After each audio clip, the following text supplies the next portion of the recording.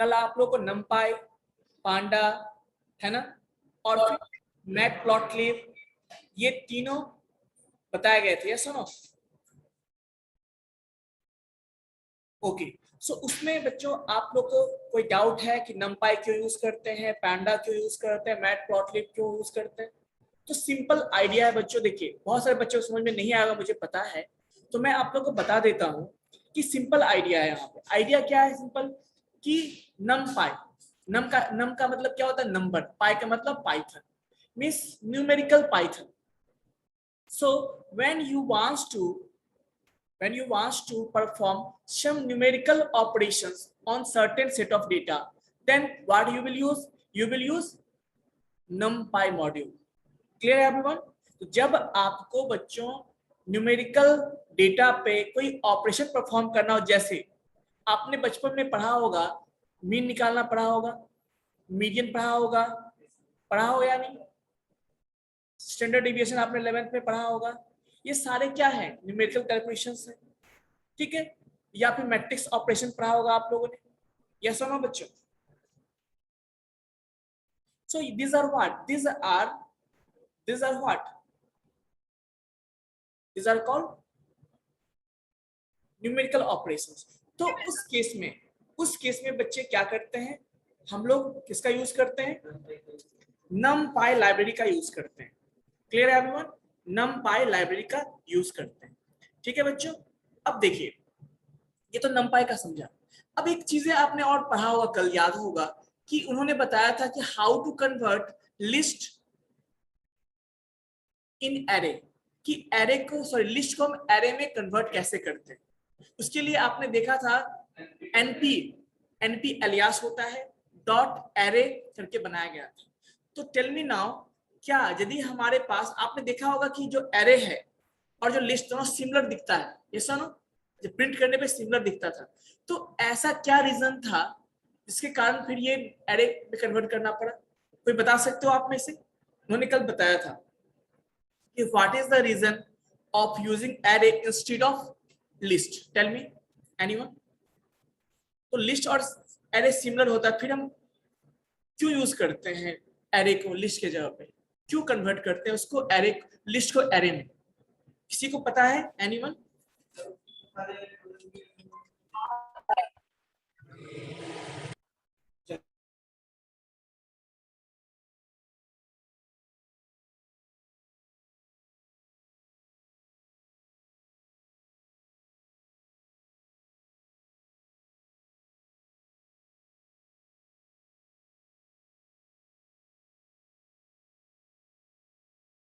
Good morning sir. Good morning everyone. तो मैंने एक क्वेश्चन पूछा है, अभी आप लोग को 2 मिनट का मैं समय दिया हूं, आप लोग सोच के बताना कि why we use, what are the reason of using array instead of list, tell मी।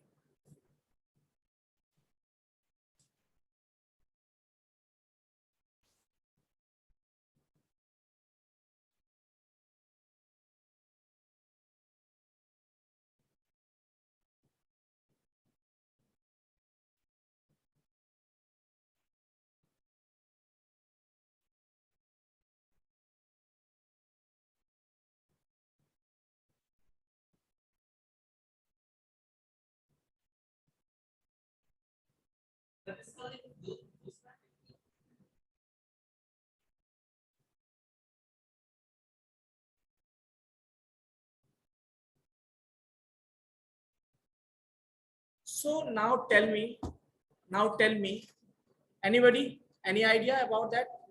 किसी बच्चे को कोई डाउट है बताइए। तो देखो सिंपल चीजें मैं बताता हूँ आपको, सिंपल तरीका बताता हूँ कि आपने जब लिस्ट देखा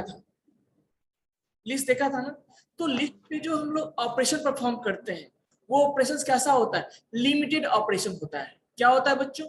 लिमिटेड ऑपरेशन होता है। लिमिटेड इन द सेंस कि उस पे कुछ स्पेसिफिक ऑपरेशन ही परफॉर्म कर सकते हैं।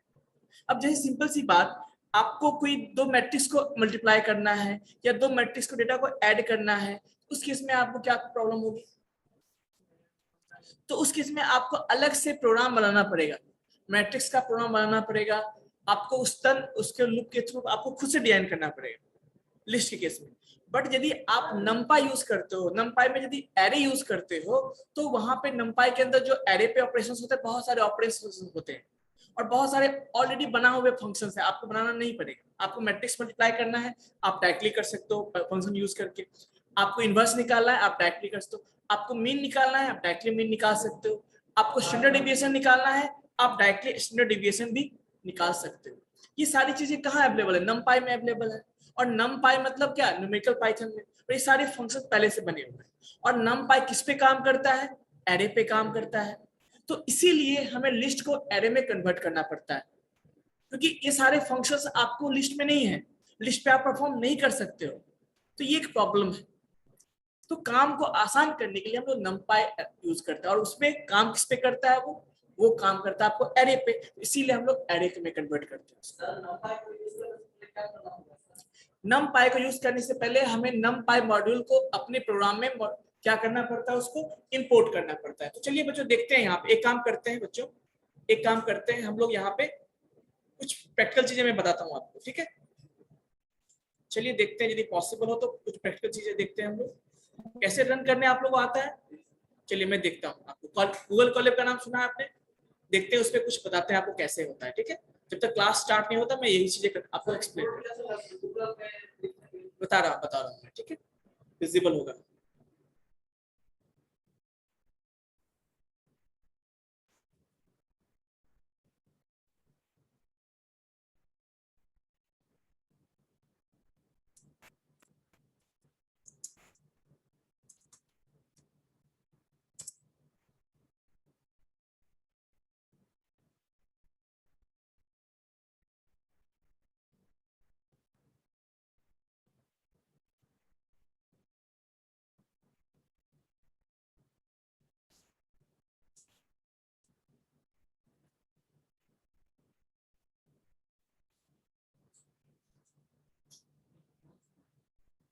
ठीक है बच्चों, क्लियर है?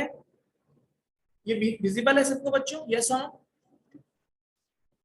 एक मिनट, आप ऑनलाइन स्टूडेंट्स आप लोग वेट करना, मैं स्क्रीन शेयर कर रहा हूँ। अब कंफर्म करना है कि विजिबल है या नहीं। विजिबल है बच्चों? स्क्रीन विजिबल है? यस और no? Yes sir. Yes sir. अच्छा ये बताओ, हमने जो ओपन किया है, कौन सा सॉफ्टवेयर ओपन किया है? ये सॉफ्टवेयर नहीं ओपन किया हमने, एक्चुअली ऑनलाइन कंपाइलर, जो कि गूगल कॉलेब का नाम आपने सुना होगा, है ना? तो हमने उसको ओपन किया है, गूगल कॉलेब को ओपन किया है। यस और नो? Yes sir. ठीक है, तो गूगल कॉलेब को जो हमने ओपन किया है, उसी में हम लोग क्या करने वाले हैं?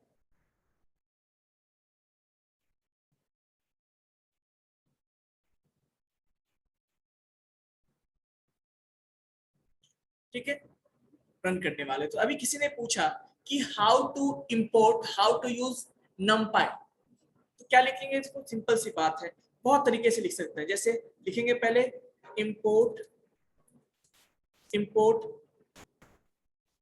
नमपाई एज एनपी।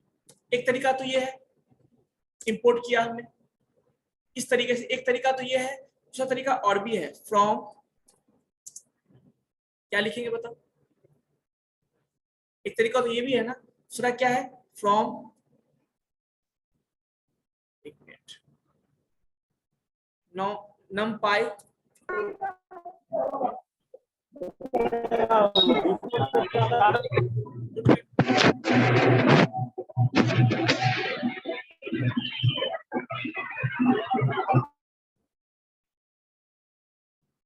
ठीक है, नमपाई और क्या होगा? इंपोर्ट एस्ट्रिस्क, ऐसे भी करते हैं, याद है बच्चों? या सुनो, देखते हैं काम कर रहा है या नहीं कर रहा है। देखिए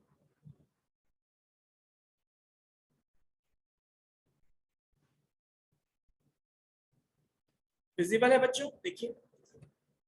तो ये दो तरीके से हम लोग कर सकते हैं, या सुनो, एक तरीका ये है, एक तरीका ये है, तो हम दोनों तरीके से कर सकते हैं। अब हम एक काम, इसको मैं क्या करता हूँ, कमेंट कर देता हूँ। एक ही तरीका यूज करना है हमें। अब सपोज हम एक लिस्ट लेते हैं, क्या लेते हैं बच्चों, लिस्ट।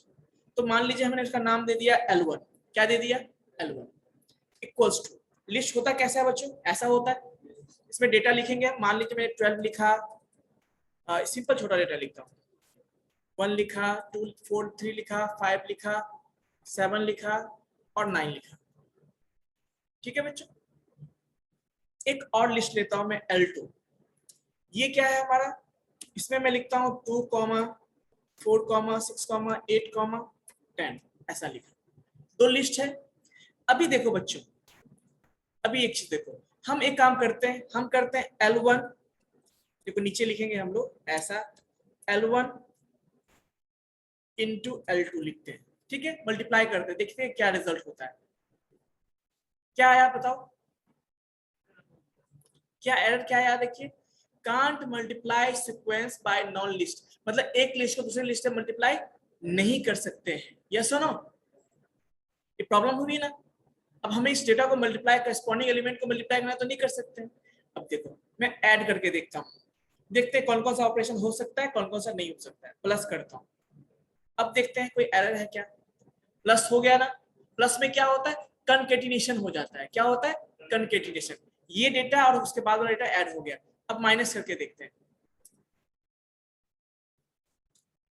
ठीक है, देखिए एरर आया ना, माइनस भी आप नहीं कर सकते हो, तो प्लस कर सकते हो, मल्टीप्लाई भी नहीं कर सकते हो, और डिवाइड तो बिल्कुल भी नहीं कर सकते हो। कर सकते हो क्या आप, नहीं। तो ये प्रॉब्लम कहाँ है, लिस्ट में प्रॉब्लम है ना। हाँ, फिर आप ऐसे लिख सकते हो, जैसे आपको चाहते हो क्या, L1 को 2 से 2 बार रिपीट करे, तो आप क्या करोगे, इंटू 2 कर सकते हो, ऐसे लिखोगे, देखो क्या होगा, क्या हुआ बताओ, L1 2 बार रिपीट हो गया, यहां तक ठीक है। तो कुछ लिमिटेड ही ऑपरेशन परफॉर्म कर सकते हैं ना लिस्ट से लिस्ट पे, but suppose if you want to multiply corresponding element of this list, if you want to multiply this two matrix, if you want to perform some other operations, then what you will do, then if you want to add, subtract, corresponding element, so you can perform so many operations, you want to multiply two matrix, तो उस case में हमें क्या करना होगा, तो list में तो परफॉर्म नहीं हो सकता है, तो उस केस में हम लिस्ट को किस पे कन्वर्ट करेंगे बच्चों, एनीवन, एरे में। कैसे करें, तो हम एक नाम देते हैं array1, हमने क्या नाम दिया, array1, शॉर्ट में नाम दिया इक्वल्स टू, और कन्वर्ट कैसे करते हैं हमने ये, अच्छा ये बताओ बच्चों, ये क्यों यूज करते हैं, एनपी क्यों यूज करते हैं, कि बार बार हम नंपाई यूज करेंगे थोड़ा हेक्टिक नहीं हो जाएगा, शॉर्ट नेम है sir, short name. Short name मतलब एलियास, जैसे आपके घर का नाम कुछ है और घर में सिंटू मिंटू बोला जाता है, ऐसा क्यों, क्या निक नेम जो होता है, वैसे ही हम लोग करते हैं। तो लिखेंगे हम एनपी डॉट, है ना, एनपी डॉट क्या लिखेंगे, एरे,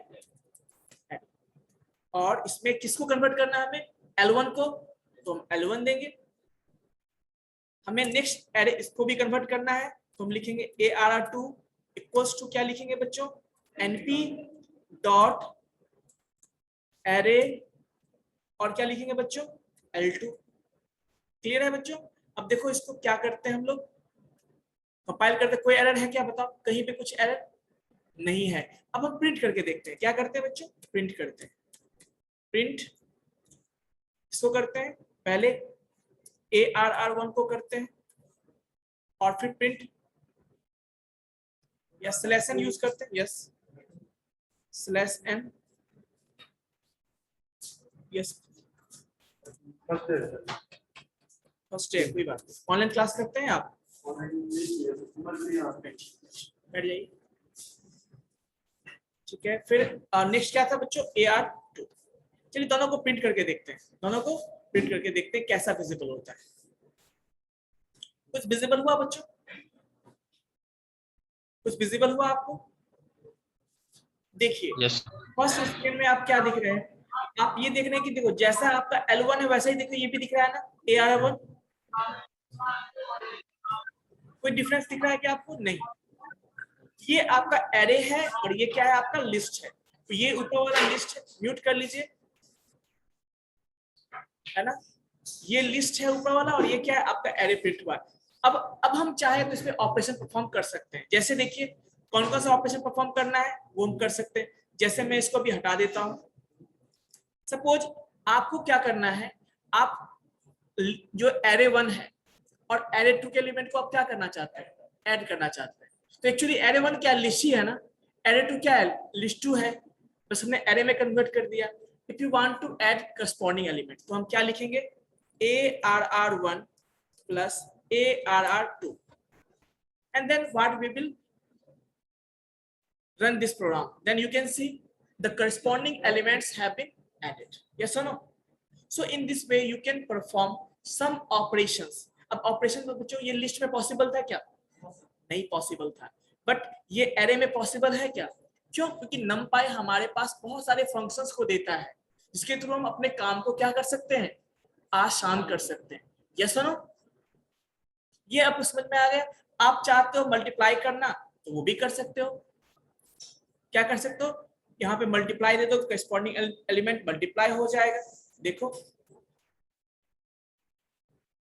2 1 into 2 हो गया, 3 into 4 12 हो गया, 5 into 6 30 हो गया, 7 into 8 66 हो गया, 9 into 10 90 हो गया ना करस्पॉन्डिंग मल्टीप्लाई।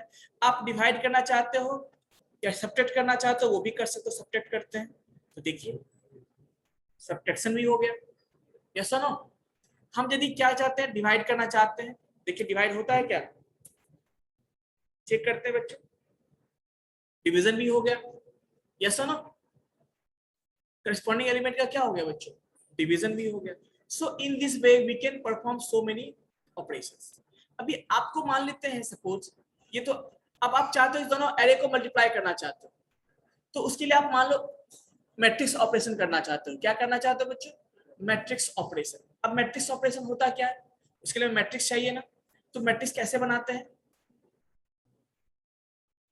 उसके लिए हम एक काम करते हैं बच्चों, एक नया लेते हैं, नया फील्ड लेते हैं, सेल लेते हैं, यहाँ पे बनाएंगे हम लोग, numpy ऑलरेडी हमारे पास है, हम यहाँ पे मैट्रिक्स बनाएंगे कैसे, जैसे देखिए हम बनाते हैं, एक मिनट बच्चों लाइन पे डालिए।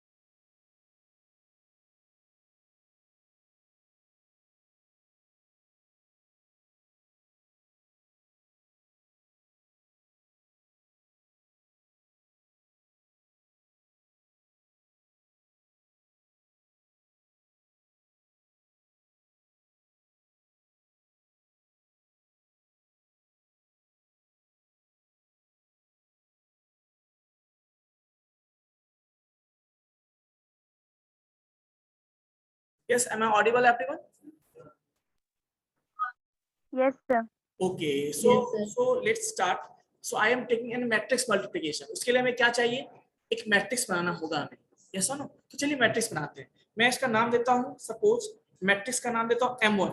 पहला मैट्रिक्स का क्या नाम देता हूँ मैं, M1 इक्वल्स टू, क्या करना होता है हमें एरे में, np डॉट एरे, यस और नो। इसके अंदर हमें मैट्रिक्स कितना बाय 2 by 2 का चाहिए, मैट्रिक्स हमें क्या चाहिए बच्चों, 2 by 2 का मैट्रिक्स। तो क्या होगा, पहला मैट्रिक्स पहला जो आपका लिस्ट उसके अंदर होगा वो फर्स्ट रो वाले को शो करेगा, सेकंड रो को। तो देखिए हाँ, फर्स्ट रो सेकंड रो होता है रो वाइज। तो देखिए मैं देता हूँ 1,2 दे दिया। अब ये क्या हो गया बताओ, this is what first row, हमें सेकंड रो चाहिए तो मैं दे दिया 3,4। ये क्या हो गया आपका सेकंड रो। अब इसको हमें मैट्रिक्स बनाना है, इसको फर्दर हम क्या करेंगे, एक लिस्ट में क्लोज करेंगे। क्या करेंगे बच्चों, लिस्ट में से हम क्लोज करेंगे। यस और नो, ठीक है बच्चों, क्लोज किया। अब देखो रन करके देखते हैं क्या ये सही है या कोई एरर है। देखिए कोई एरर है क्या, बताइए।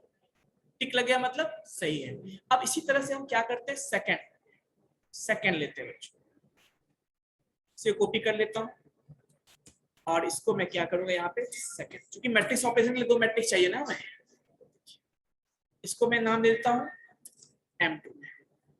इसमें कुछ वैल्यूज ले लेता हूँ, जैसे 3 हो गया, ये आपका मान लेते हैं 1 हो गया, ये मान लेते हैं आपका 5 है, ये मान लेते हैं आपका 2 है, ऐसा कुछ है। तो देखिए हमारे पास 2 मैट्रिक्स हो गए। ये आपका मैट्रिक्स मतलब कितना बाय कितना का मैट्रिक्स है बच्चों, 2/2 2/2 का सर। 2/2 का मैट्रिक्स है। अब देखो इसमें मैं अप्लाई करना है, क्या करना है, मैट्रिक्स मल्टीप्लिकेशन। तो देखिए मैं लिखता हूं M1, पहले तो एडिशन सब्ट्रैक्शन परफॉर्म करते हैं। मैं लिखता हूं M1 प्लस M2। अब देखते हैं क्या होता है बच्चों, क्या हो गया, करस्पॉन्डिंग एलिमेंट ऐड हुआ या नहीं हुआ। देखिए ये दोनों ऐड हो गया, ये दोनों ऐड हो गया, ये दोनों ऐड हो गया ना। यस सुनो, या आप प्रिंट करना चाहो तो ऐसे प्रिंट भी कर सकते हो आप, एक काम और भी कर सकते हो। मैं यहाँ पे M1 लिख देता हूँ और यहाँ पे मैं लिख देता हूँ बच्चों, यहाँ पे मैं प्रिंट कर देता हूँ M2। ठीक है, अब देखते हैं। ये प्रिंट नहीं हो रहा है ना, हाँ इसको मैं प्रिंट कर देता हूँ ऐसे करके, प्रिंट पहले M1 और यहाँ पे कर देता हूँ बच्चों, ताकि आपको पता चले कि मैट्रिक्स फॉर्म में किस तरह से रिप्रेजेंट होता है M। क्लियर है बच्चों। अब देखिए कुछ विजिबल हुआ आपको, ये फर्स्ट मैट्रिक्स है, ये सेकंड, ये देखिए ये फर्स्ट मैट्रिक्स है आपका और ये सेकंड मैट्रिक्स। यस और नो, यस सर। और ये आपने देखा और ये उसका सम हो गया। सर इसमें चाहते हैं कि हम कुछ इनपुट करें सर, जैसे अपना लैंग्वेज होता है, जैसे कि मैट्रिक्स पर कितना हो गया मैट्रिक्स, मतलब आप कुछ मैसेज भी देना चाहते हो तो उसके लिए भी इनपुट फंक्शन यूज करोगे, इनपुट फंक्शन के लिए यूज करोगे उसके लिए। ठीक है ना, सीधा लिस्ट ऑफ इनपुट दोगे, वहां पे कन्वर्ट करोगे लिस्ट में उसको, फिर ऐसे तो उसके लिए प्रोसीजर वो भी तरीका है। अभी वो चीजें आप पढ़ चुके हो, इनपुट आउटपुट में पढ़ चुके हो कि लिस्ट में कैसे लेना है, जिस लिस्ट में लेते हो वैसे यहाँ पे भी लेना है। ठीक है, बस यहाँ पे उसको आगे की बात मैं बता रहा हूँ। अब कोई दिक्कत, अभी मैंने क्या किया था, प्लस किया था, माइनस करता हूँ तो देखो माइनस हो जाएगा, हुआ ना। अब मैं यहाँ पे क्या करता हूँ, मल्टीप्लिकेशन करता हूँ, तो क्या होगा बच्चों, मल्टीप्लिकेशन हो गया ना। क्या हुआ बताओ, मल्टीप्लिकेशन में कैसा हुआ मल्टीप्लिकेशन,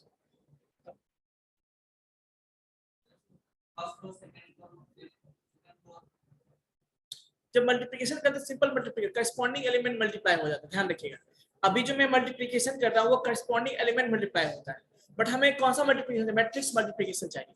उसके लिए क्या यूज करते हैं, उसके लिए जो फंक्शन है वो कुछ ऐसा है, देखिए इसके लिए हम यूज करते हैं, फंक्शन यूज करते हैं वो इस तरह से है। प्रिंट प्रिंट क्या होगा, np डॉट, क्या होगा np डॉट मैटमल, क्या होता है, मैटमल होता है, उसमें हम दो क्या देंगे, आर्गुमेंट देंगे कि m1 कॉमा m2 देंगे। ठीक है बच्चों, m1 कॉमा m2 देंगे। अब देखते हैं क्या होगा, कुछ विजिबल हुआ बच्चों। यदि आपको मैट्रिक्स मल्टीप्लिकेशन करना है तो उसके इसमें आप क्या करोगे, np डॉट मैटमल फंक्शन यूज करोगे, और फर्स्ट आर्गुमेंट क्या होगा, पहला मैट्रिक्स, सेकंड आर्गुमेंट क्या होगा, दूसरा मैट्रिक्स। तो इस तरह से हम लोग कर सकते हैं। कोई डाउट है बच्चों तो बताना, यस सुनो। सर तो आप फिर से समझा दे इसको। हाँ बताइए क्या समझा दे आप। सर मल्टीप्लाई समझ में नहीं है ऐसा। ये मेटमल क्या है?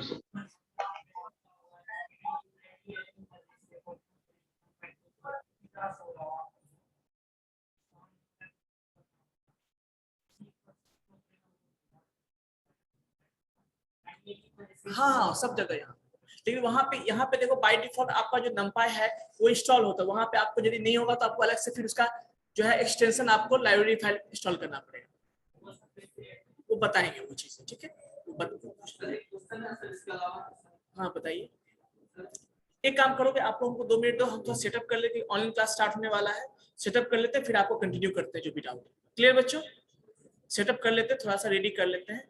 कोई दिक्कत बच्चों? तो आप लोग 2 मिनट वेट करना, मैं थोड़ा सेटअप फटाफट कर लेता हूँ, जो यूट्यूब का लिंक है वो चालू कर देता हूँ, ठीक है, फिर हम लोग कंटिन्यू करेंगे। वेट करना बच्चों 2 मिनट।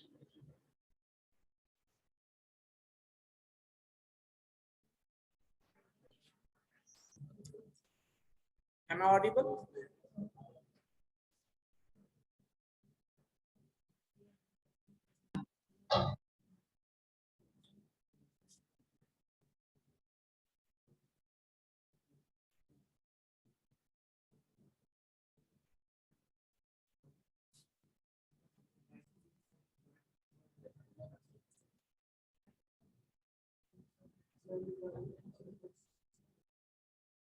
is बच्चों मेरी आवाज आ रही है आप सबको? Yes sir. विजिबल है सब link? Yes, it is visible. Okay. और going down, which is आवाज आ रही है expected, वीडियो की? but it's already crossed the 350 and let me see how video many की आवाज आ रही है ना बच्चों? ये जो क्लास चल रही there, है there are about, so we have about 400 plus participants now. Let's start. तो आवाज आ रही है आप लोगों को? चेक करना, ये यूट्यूब वाला दिख रहा है? Yes sir. चलिए ठीक है, तो कंटिन्यू करते हैं बच्चों, कंटिन्यू करते हैं। The YouTube link has been updated, all the session links have been updated on day 8. Okay, so today's topic, once again, a very very interesting and very deep topic. I mean, it's not just, और बच्चों आज का topic बच्चों बहुत अच्छे से पढ़िएगा, ठीक है ना? Am I audible everyone? So आज का टॉपिक बहुत इंपॉर्टेंट टॉपिक है। ये कंसेप्ट चाहे आप C++ पढ़ेंगे वहां भी काम आएगा, ये कंसेप्ट आपको जावा में भी काम आएगा, ये कंसेप्ट आपको PHP में भी काम आएगा, और ये कंसेप्ट हर जगह काम आएगा। इसको कहते हैं ऑब्जेक्ट ओरिएंटेड कंसेप्ट। क्या बोलते हैं इसको? Object, class and object. बहुत इंपॉर्टेंट टॉपिक है, अच्छे से समझिएगा, सिंपल टॉपिक है, सारा समझ में आ जाएगा। तो जो भी डाउट है आप लोग को अब कुछ देर के लिए रखेंगे, जो भी डाउट है डाउट सेशन में आप लोग पूछ लेंगे, अभी फिलहाल इस पे फोकस कीजिए। क्लियर है? क्लियर है एवरीवन? ताकि हम ऐसा नहीं चाहते हैं कि बीच में बाकी बच्चों को डिस्टरबेंस हो, सबको लेके चलना है। और जहां भी आपको डाउट होगा इस क्लास के बीच में हैंड रेज करेंगे, मैं उनको सॉल्व कर दूंगा। ऐसे में कोशिश करूंगा कि हर एक पॉइंट के बाद मैं आपको समझा दूं। ठीक है बच्चों, कंटिन्यू करते हैं इसको, और केयरफुली देखिएगा, बहुत इंपॉर्टेंट टॉपिक है आपका। about programming, it is about philosophy also, right? So how to manage your life, or how to manage your clutter. So you can see the example that I have shown here. Generally you have a lot of stuff, stationary stuff, which is lying here and there. You want to nicely organize it as a part of pencil box, because if you carry loose items in your bag, I mean, they will go here and there, and you will miss them. You will not be able to find them easily. But once they are nicely organized inside a pencil box, okay, then it's easy to find them. It is easy to manage them, and they don't. I mean, you know that all these things belong to one person. So this pencil, this sharpener, scale, they hopefully belong to one person, right? It's difficult to mix two persons' objects if they are lying together and kind of bound together. So the job of pencil box is not just keep things together, it is also gluing them together so that the whole thing gets a new identity. We will say bring your pencil box rather than saying bring your pencil, pen, eraser, sharpener, scale, and so on. So same thing happens in programming also.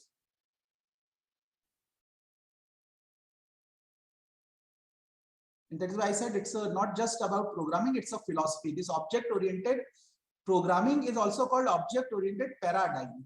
Okay, so it's a way of programming. So why do we need it? So I gave you some general motivation, but let's go to a specific motivation from programming.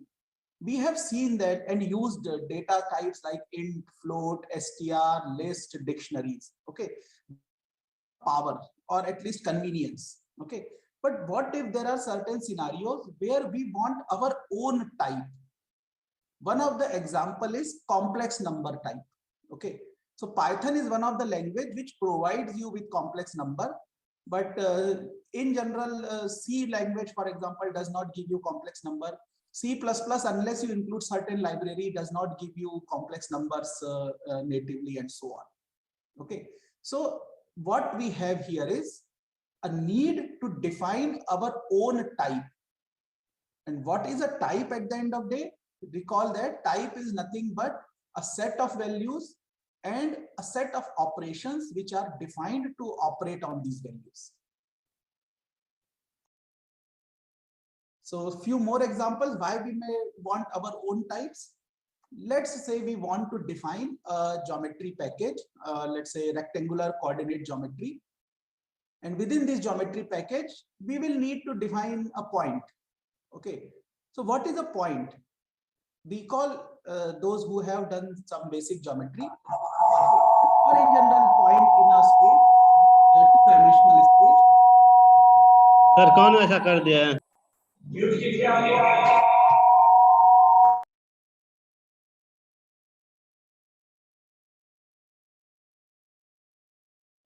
आप लोग जो समझ में नहीं आता है कि आप क्लास कर रहे हैं तो आपको पता नहीं कि माइक ऑन है या ऑफ है, इस तरह का ऐसा प्रॉब्लम होगी तो फिर मैं म्यूट का अनम्यूट करने का ऑप्शन ही बंद कर दूंगा। तो फिर जिसको प्रॉब्लम होगी वो हैंड रेज करेंगे, ठीक है? मैं बंद कर देता हूँ, क्लास डिस्टर्बेंस होगा, इसीलिए जिन्हें डाउट होगा वो हैंड रेज करेंगे, ठीक है? चलिए, ये कौन थम्स अप किए हैं? You need to specify an x coordinate and a y coordinate, right?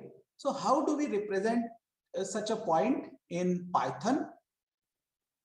There are multiple ways you can do it. Okay, none of the ways is wrong, but some of them will be more convenient than other. For example, I can think about creating two variables. One, let me call it point x, one I call point y. And what is the advantage of having these two variables? The name very clearly tells me that here I want to store x component or x coordinate, here I want to store y coordinate. But then there are other challenges with this scheme. There is no way to tell me that these two point x and point y variables belong to the same point. I mean, point x may be referring to certain point in the coordinate here. So this is my coordinate system. Point y might be referring to this guy. Okay, unless I use a disciplined use of variable names, it will be difficult to manage these two together, because some place I might mistakenly overwrite point x and I forget to overwrite point y.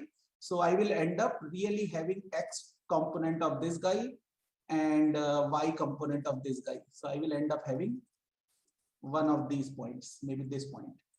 Okay, I will mix them. Other issue is that what if I have hundreds of points?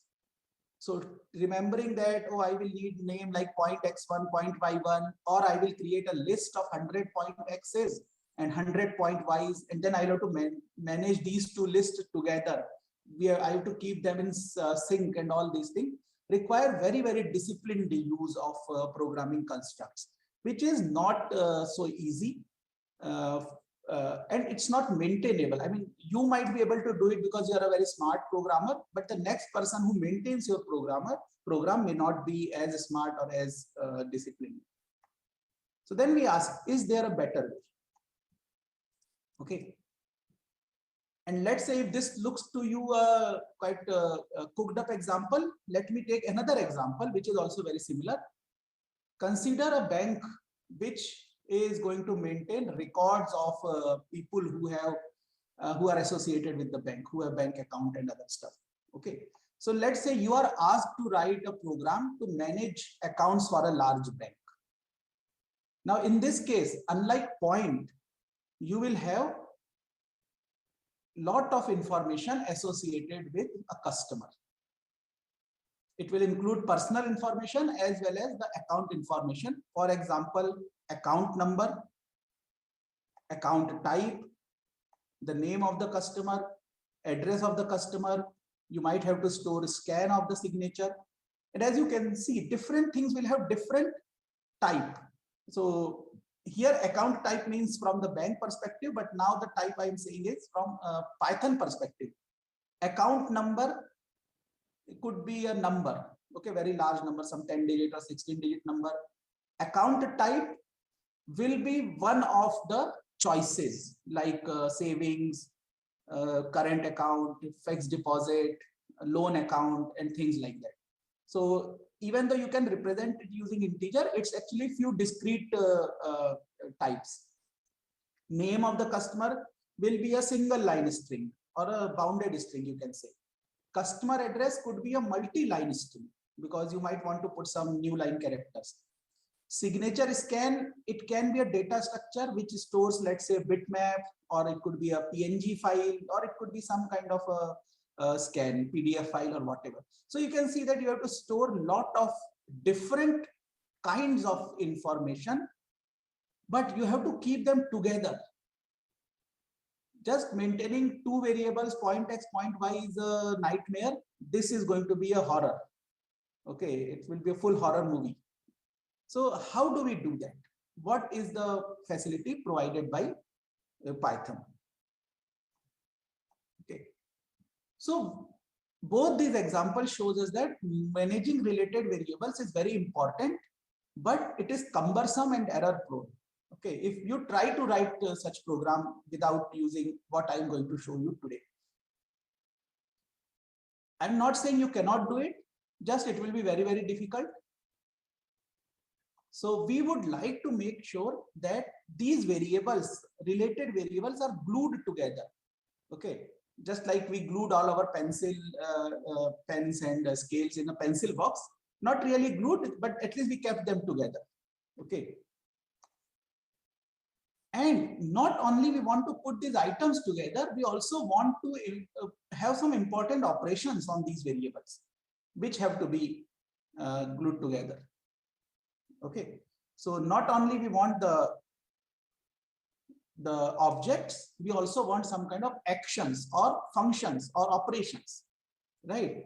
So for example, maybe in a classroom like scenario where you're carrying pencil box, we want to make sure that every student uses their own sharpener. So these kind of constraints we want to put together.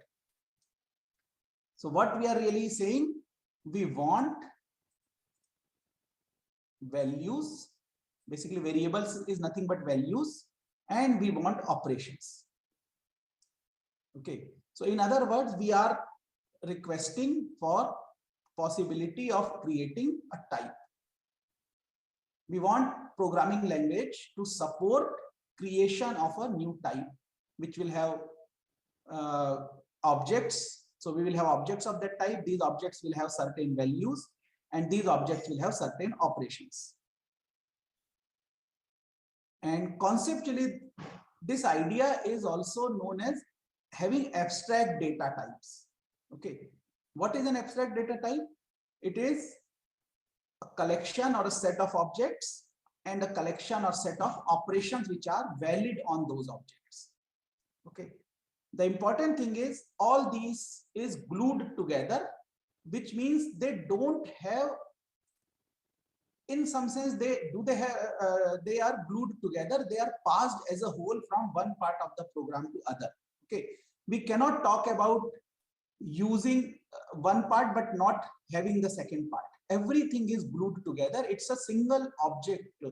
So something like we talk about atoms. Okay, so even though atom consists of electrons and protons and neutrons, finally atom is an entity itself. Similarly, these types are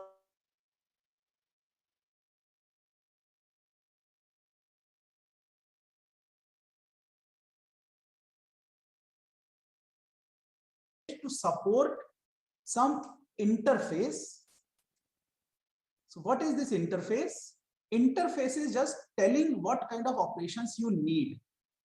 Okay, in other words, you want to define what to do for your type to be useful for others. Okay, not how to do it. So recall we had some discussion yesterday about solving matrix related problems, or in particular solving linear algebra equations to do. For your some interface, finally atom is an entity.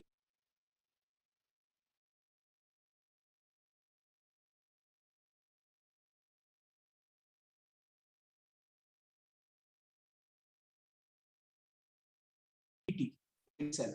Similarly, these type a similar assignment problem will be able to solve it, but most of the people may need it if they are working in some kind of projectile domain. So this is also called abstraction barrier, which means you have a type where you do not tell others what is inside that type, how things are implemented. Okay, you just tell what things are implemented and let others use it. Okay, again, it's like watching a movie. You don't understand generally, or you need not understand how this movie was recorded, how it was put on those reels, how it was shipped to either cinema hall, or how it was recorded on a some kind of a computer and transferred to your computer. You know how to watch the movie and you enjoy the movie. Okay, so you don't want to know the internals to enjoy the movie. If you are interested, if you are inquisitive, yes, you can go ahead and read different documents or internet to find out how movies are recorded, how they are transmitted, and so on. Okay, so what happens this way? Even a person who is not very familiar with computers or very familiar with cameras is able to enjoy movies. So it helps manage complexities, okay, in real life, and same thing here in programming. But then the programming language has to support some way of creating abstract data types. Okay, from user perspective and from the implementer perspective, it has to have some way of implementing, or the how part of it. So classes in Python, or class keyword. So classes is general term, but the keyword itself is called class. In Python is a way of implementing abstractions. Okay. What is a class? Again, from outside world point of view, a class is a collection of data and functions. But these are related. It's not just random set of data point or data and random set of functions. Functions in a class operate on the data members of that class. Am I audible, everyone? देखिए, simple समझिए बच्चों, जो भी चीजें बताई गई उसका मैं एक एब्स्ट्रैक्ट बताता हूं आपको। क्लास एंड ऑब्जेक्ट टॉपिक है। तो सबसे पहले कि क्लास होता क्या है ना? क्लास क्या होता है और ऑब्जेक्ट क्या होता है? तो सिंपल समझिए कि जितने भी, जैसे मैं बात करता हूं, जैसे मैं आपको बताऊं कि जितने भी फर्नीचर में बोलूं, तो फर्नीचर में क्या बहुत सारी चीजें आएंगी उसमें। तो फर्नीचर एक तरह का क्लास है। मैं कहता हूं कि कार में भी बहुत तरह के कार होंगे, तो कार एक तरह का क्या है आपका क्लास है। मैं बोलता हूं स्टूडेंट में बोलूं तो सारे स्टूडेंट को रिप्रेजेंट करता है, वो एक क्लास है। यस और नो? तो कहने का मतलब सिंपल ग्रुप ऑफ ऑब्जेक्ट जो कहलाता है वो क्लास कहलाता है। अब उस फर्नीचर में से मैं बोलूं कि table, particular chair, that is object. तो सिंपल सी बात क्या है, ये मतलब जो फर्नीचर बोलते, क्या फर्नीचर रियल में एग्जिस्ट करता है क्या? नहीं। आपका टेबल, कुर्सी, ये सब, टेबल हो गया, आपका चेयर हो गया, ये सब एग्जिस्ट करता है। फर्नीचर कुछ होता है क्या? नहीं। एक समूह को नाम दे दिया गया है, कलेक्टिवली बोला गया है। हम स्टूडेंट बोलेंगे क्या? स्टूडेंट लॉजिकल क्या है? वो फिजिकली प्रेजेंट है? नहीं। वो जो उसके अंदर जो कंपोनेंट है ऑब्जेक्ट, वो फिजिकली प्रेजेंट होता है। तो सिंपल सी बात कह सकते हो बच्चों, क्लास जो होता है वो लॉजिकल एंटिटी होता है। क्या होता है? Logical entity. लेकिन उसके अंदर जो चीजें होती है उसको कहते हैं ऑब्जेक्ट, जो होता है फिजिकल ऑब्जेक्ट, जो एक्चुअली में एग्जिस्ट करता है। जैसे सिंपल सी बात देखो एग्जांपल के लिए, कि आपने देखा होगा कि जो बिल्डिंग बनाने वाले जो होते हैं, आर्किटेक्ट जो होते हैं, वो उन्होंने एक क्या बनाया? एक आर्किटेक्चर बनाया, बिल्डिंग का नक्शा बनाया। अब उसके बेस पे तो नक्शा क्या है? एक तरह का क्लास हो गया। क्या उस नक्शे से बहुत सारे, क्या वो फिजिकली प्रेजेंट होता है क्या घर? नहीं, वो नक्शा है। लेकिन जब उससे उस नक्शा को यूज करके मान लीजिए दिल्ली में एक घर बना, उसके हेल्प से दिल्ली में और कहीं घर बनाया, बिल्डिंग बनाया, उसके हेल्प से, अब वो सारे क्या हो गए, उसके ऑब्जेक्ट हो गए। तो ऑब्जेक्ट जो है बच्चों क्या होता है, वो एक्चुअली एग्जिस्ट करता है कहाँ पे, रियल वर्ल्ड में एग्जिस्ट करता है, क्लास एग्जिस्ट नहीं करता है। Class is a logical collection, logical entity, whereas object is the physical entity जो आपको रियल लाइफ में आपको मिलेगा। हम जैसे कहते हैं ना कि ट्रीज, या फिर सिंपल मैंने बोला कार बोला, या मैं व्हीकल्स बोला, व्हीकल्स कुछ होता है क्या? लेकिन व्हीकल्स में बोलूं पार्टिकुलर कार, कार एग्जिस्ट करता है, व्हीकल्स एग्जिस्ट करता है क्या? नहीं, वो कलेक्शन को रिप्रेजेंट करता है, so that is a class. But when we see car, bike, bus, these are really exist in our nature, in our society, so we can see, we can touch even, so that is physically present in our environment, in our society, so that is the object. So this is the basic difference इसके बीच में, class और object के बीच में होता है। अब suppose करो मैंने बोला स्टूडेंट एक क्लास है, और मैं आप में से किसी एक को मैं पिक करता हूं, तो आप उसके ऑब्जेक्ट हो गए। अब देखो मैंने बोला रोल नंबर 5, ये ऑब्जेक्ट हो गया। अब रोल नंबर 5 है, तो अब बताओ उसमें जो वो डेटा हो गया, ये ऑब्जेक्ट हो गया। तो उस केस में ऑब्जेक्ट की बात करेंगे तो उसका क्या क्या होंगे, दो चीजें होंगी। ऑब्जेक्ट का अपना कुछ नाम होगा, और साथ में उसका कुछ फंक्शन भी होगा। जैसे आपका फंक्शन स्टूडेंट में बोलूं तो स्टूडेंट का क्या फंक्शन है बताइए, कि उसका पढ़ना, ये ना फंक्शन है, खेलना, पढ़ना, लिखना, एग्जाम देना, ये सब फंक्शन है। तो वही फंक्शन होता है, और डेटा मतलब आप हो, तो उसको हम लोग क्लास बोलते हैं। So class is a collection of data and function.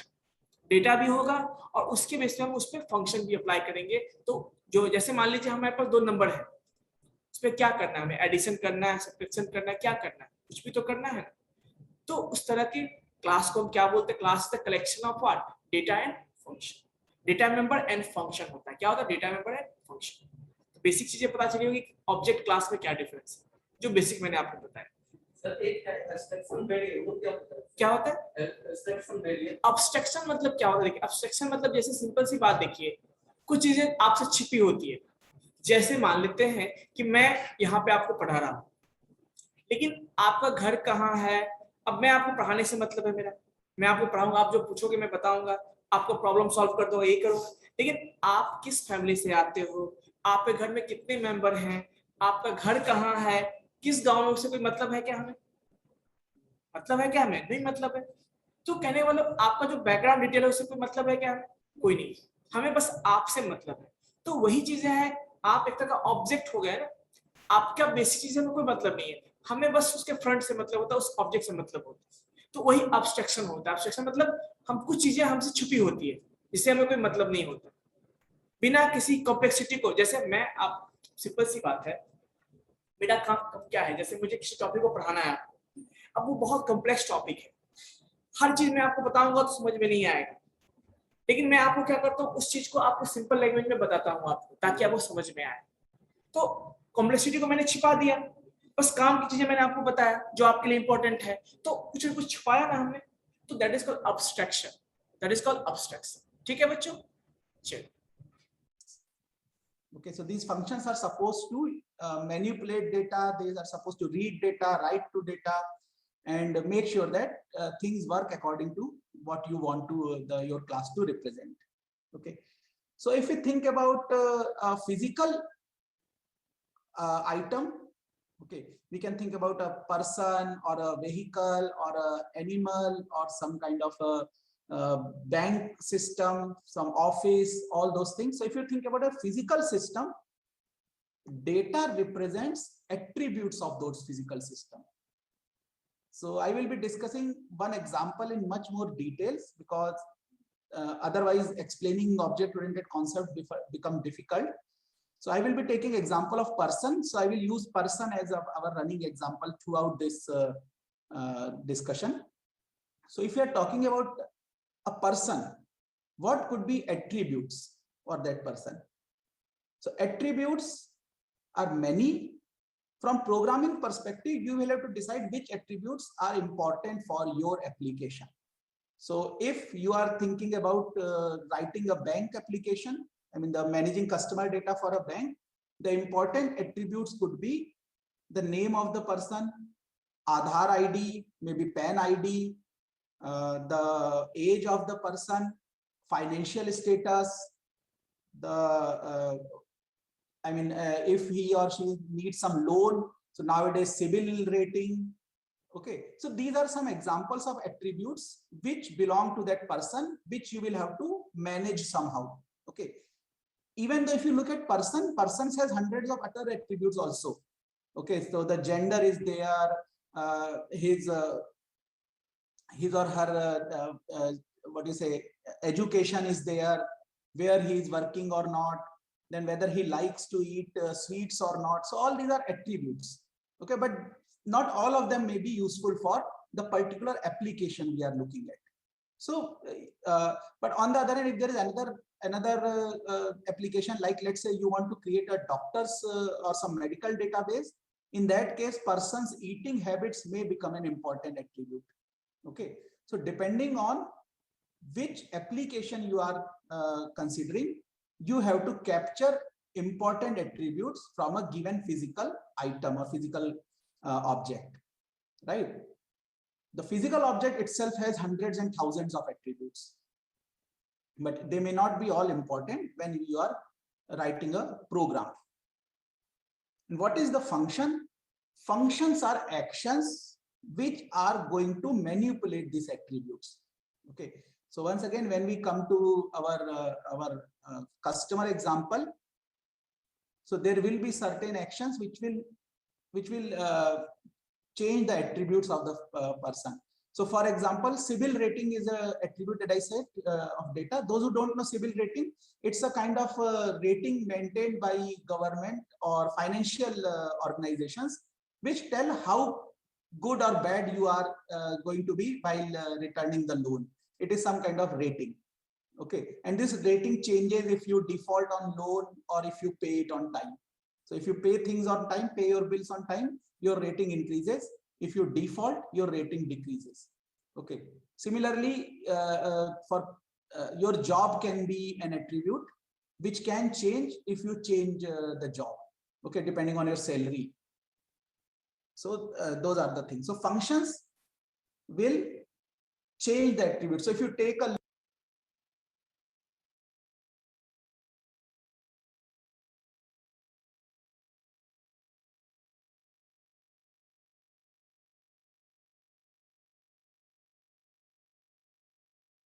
Am I audible everyone? Online students? So अभी जैसा बताया आपको कि क्लासेस, अभी मैंने समझाया था क्लासेस क्या होती है, कि क्लासेस सिंपली क्या होता है, डेटा और फंक्शन का कलेक्शन होता है। और बेसिकली मैंने आपको बताया कि क्लास का मतलब क्या होता है, collection of object, collection of object. और उसमें जो ऑब्जेक्ट है, उस ऑब्जेक्ट में क्या क्या चीजें होंगी वहां पे, तो ऑब्जेक्ट का कुछ डेटा होगा और कुछ उसमें फंक्शंस होंगे, कुछ एक्शन। तो यहाँ पे डेटा का मतलब क्या होता है कि जिस ऑब्जेक्ट के बारे में बात करो उसका कुछ नाम होगा, या सुनो उसका क्या होगा बच्चों, कुछ नाम होगा, कुछ एड्रेस होगा, उसके बारे में जो डिटेल्स होते हैं वो चीजें। अब फंक्शन क्या होगा कि वो डेटा या ऑब्जेक्ट कौन सा ऑपरेशन परफॉर्म करता है, कौन सा एक्शन परफॉर्म करता है। जैसे मैं स्टूडेंट की बात करता हूँ तो स्टूडेंट का अपना एक नाम होता है, हर एक स्टूडेंट का नाम होगा, हर एक स्टूडेंट का क्या होगा, और साथ में फंक्शन भी होगा उसका कि क्या काम है उसको, खेलना कूदना टहलना घूमना पढ़ना लिखना सोना, ये सारा फंक्शन है स्टूडेंट का। मैं पर्सन की बात करता हूँ तो हर एक पर्सन का अपना एक नाम होगा, एक यूनिक आईडी आधार नंबर होगा, एड्रेस होगा, सर्टेन फैमिली मेंबर्स होंगे, नाम होगा, टाइटल होगा, बहुत सारी चीजें होंगी। उसके अलावा वो कुछ ना कुछ काम करता होगा, या सुनो काम करता होगा इन द सेंस कि कहाँ काम करता होगा, सोता होगा, खाता होगा, चलता होगा, ऐसा कुछ, ये सब जनरली पर्सन्स होते हैं। तो ये उसके फंक्शंस हो गए कि कौन कौन सा एक्शन परफॉर्म करता है, दैट इज कॉल्ड फंक्शन। और एट्रीब्यूट क्या होता है, जैसे नाम, रोल नंबर, उसके बाद जो डिटेल होते हैं उसको क्या बोलते हैं, एट्रीब्यूट्स करते हैं। तो ये बेसिक चीजें आपको क्लास के बारे में बताते हैं, ठीक है। Loan, there will be a function which will change your CIBIL rating. If you refund a loan, then it will change your CIBIL rating. There will be an action. If you default on your loan, that will also be an action which will degrade your CIBIL rating. Okay. So now we will come to Python specific things. Till now, I am just talking about general concept. Okay, so Samir is asking, is function and method are different from each other? No. So basically what happens, functions and methods syntactically they are same. However, many books will make a distinction. So general functions will be called function. Member functions in class are called methods. Okay, but they are going to be the same.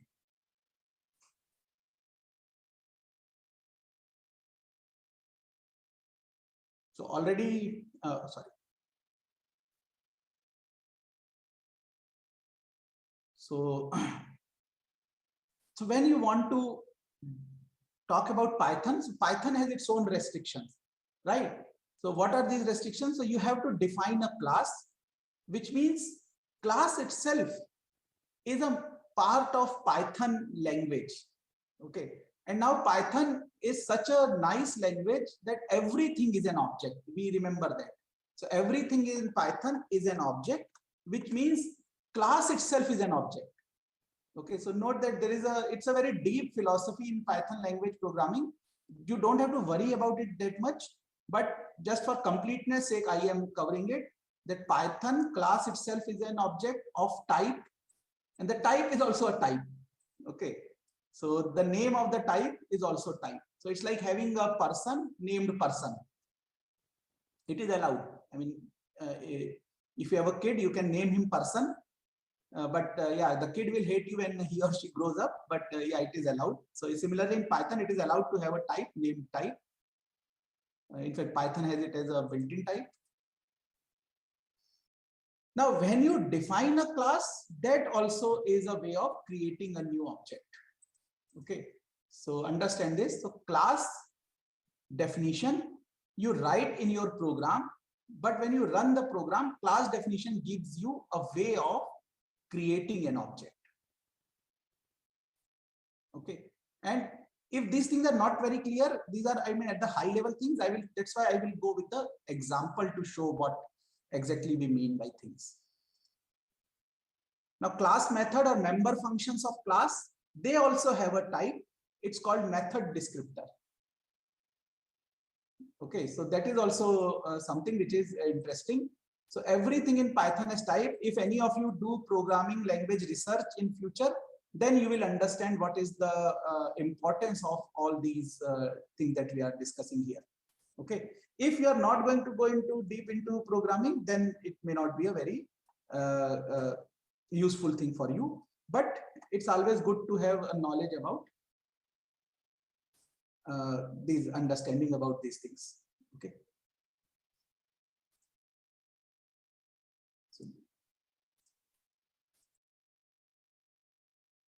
So just give me 1 minute. I'm posting attendance link.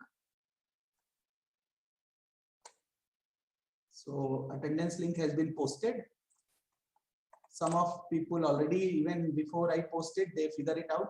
Probably they just refresh their page again and again. So they have an action on the browser object of refresh. And as a result, browser object changes its state sometime whenever I open the link.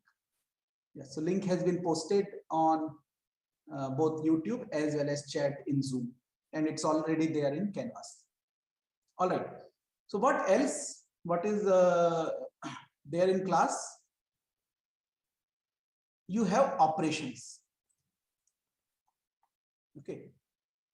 So what kind of things class itself supports? Okay. Remember, the object which you will create will support all the functions which are defined inside the class for that, but class itself supports two kind of operation. One is, once you define a class in Python, you can instantiate it. So assuming I have a class named complex num, I can create an object or instance of that class. What it does, I will now have a new object which will represent a complex number. Assuming this class is created for representing physical complex number quantities, a plus ib or x plus iy, Python will allow me to do it. Okay. The other thing you can do with a class is to dereference or reference members of the objects of the class, and sometimes member of class itself. Okay, we'll see those distinction. So dot allows you to access attributes or actions. In other words, the variables or functions or methods inside the class. So for example, for every conjugate, for every complex number, there is an action which is defined which says conjugate it. So if my number is x plus iy, conjugate gives me x minus iy. Okay, so even if you don't remember complex number, just think about that there is a just like plus and minus are operations, conjugate is another operation on complex number, which changes in some sense, which gives you a new complex number based on the existing complex number, right? So these are the two main operations on complex numbers, two main operations on classes. Now recall that Python itself has an inbuilt type called complex number, but I am going to write my own complex number class because it's one of the easiest things to explain in the in a class like scenario. Any other example becomes too complex. It has a lot of other things which may not be very useful. Okay, so what do you want to need? What do you need to know about complex numbers? For this class perspective, don't worry about if you don't understand the full glory of complex numbers. So complex number have this form x plus iy. I just stands for a symbol. I is just a symbol for us. Okay. If you are from electrical engineering background, electrical engineering people prefer to use J instead of I, because I for them is current. Okay. It does not matter because I or J both are symbol which represent this quantity called root of -1. We don't have to worry about it at all. Okay, so for us, I or J are just symbols. What is X and Y? X and Y represent floating point numbers. So for example, I can have a complex number 5.0 plus I times. Am I audible everyone? ये simple चीजें हैं बच्चों जो आपने 11th में पढ़ा होगा, 9th 10th में पढ़ा होगा, कॉम्प्लेक्स नंबर के बारे में 11th में पढ़ा होगा शायद, ठीक है? तो वही कॉम्प्लेक्स नंबर है जिसको हम लोग x प्लस आई जे के फॉर्म में लिखते हैं, x प्लस आई जे, जहां पे i रिप्रेजेंट करता है इमेजिनरी, तो इसमें दो पार्ट होता है x प्लस आई जे। तो ये x किसको रिप्रेजेंट करता है बच्चों? This is called real number. तो कॉम्प्लेक्स नंबर का दो पार्ट होता है, एक रियल पार्ट होता है, एक इमेजिनरी पार्ट होता है। तो ये आपका रियल पार्ट होता है, ये हो सकता है न्यूमेरिकल वैल्यू, इंटीजर वैल्यू भी हो सकता है, फ्लोट वैल्यू भी हो सकता है, और ये y भी क्या होता है आपका नंबर होता है। लेकिन ये i रिप्रेजेंट करता है this is what, this is imaginary part and this is real part. तो कॉम्प्लेक्स नंबर के दो पार्ट होते हैं। जनरली हम लोग जो मैथमेटिक्स में पढ़े थे i, क्या पढ़े थे बच्चों? i, बट यहाँ पे जो हम लोग बात करते हैं कॉम्प्लेक्स नंबर की, वो यहाँ पे क्या होता है, बाय डिफॉल्ट j से रिप्रेजेंट करता है। i की जगह पर क्या यूज करता है? ये j यूज करता है, ठीक है? चलिए, इसके अलावा बहुत सारे फंक्शंस हैं, जैसे मान लीजिए कॉम्प्लेक्स नंबर आपने डिफाइन किया, तो यहाँ पे आप उस पर बहुत सारे ऑपरेशन, जैसे कंजुगेट निकाल सकते हैं, उसका कंजुगेट निकाल सकते हैं, तो बहुत सारे ऑपरेशंस आप उस पर परफॉर्म कर सकते हैं, ठीक है? Component can also be 0. So called let's say cn underscore x. Another one is called cn underscore y. However, I do not want to do or use all these representations because, as I discussed earlier, they are not gluing together x and y component. I really want a way of keeping this x and y together, which is much more easy to operate on, which is easy to understand. Okay. And because complex number now becomes an object for me, I can think about operations like conjugate, which just if x plus iy is my original complex number, conjugate is x minus iy. If x minus iy is my original number, then x plus iy is conjugate. So they are mutual conjugates or conjugates of each other. I can add two complex number, I can subtract one number from other, I can multiply, I can divide, and I can do many more operations. But there are certain operations which are not defined. I cannot ask if complex number C1 is less than C2. this is not allowed. You cannot compare two complex numbers, okay, in mathematics. So as you can see, already we have values, which is really two values glued together, two real values glued together, and we have certain operations, okay, from mathematical perspective. From programming perspective, you will want few more operations, like how to print a complex number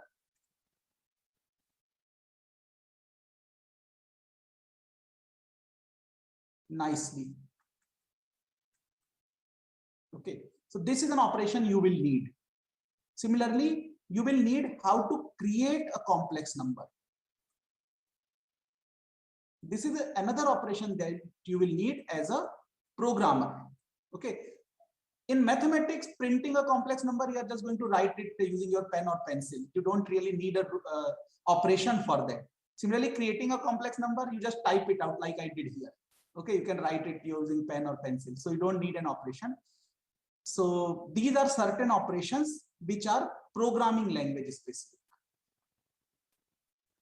or they are useful for nicely using complex number in our programs. Okay, they are not mathematical operations, but they are also needed if we want to use full power of Python. Okay, so let's use this time to now look at some example.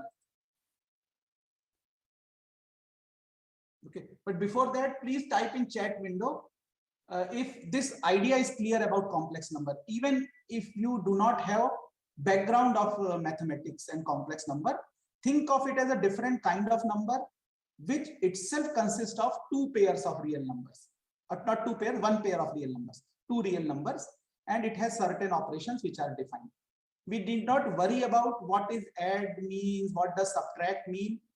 As I said, we are interested in what, we are not interested in how. Okay, so about classes, I will come now once we discuss. I mean, earlier I was just giving philosophical thing. Now I will come to actual things from programming perspective. So class, you can think about it, is a way of Python which allows you to create new types. Okay, new kind of variables, new kind of objects. Okay, so class is a way, and class itself just has two operations on it. You can either create an object of class, or you can perform or access some object of the class. Okay, so somebody is unable to understand complex number, so let's say think about some other thing like money.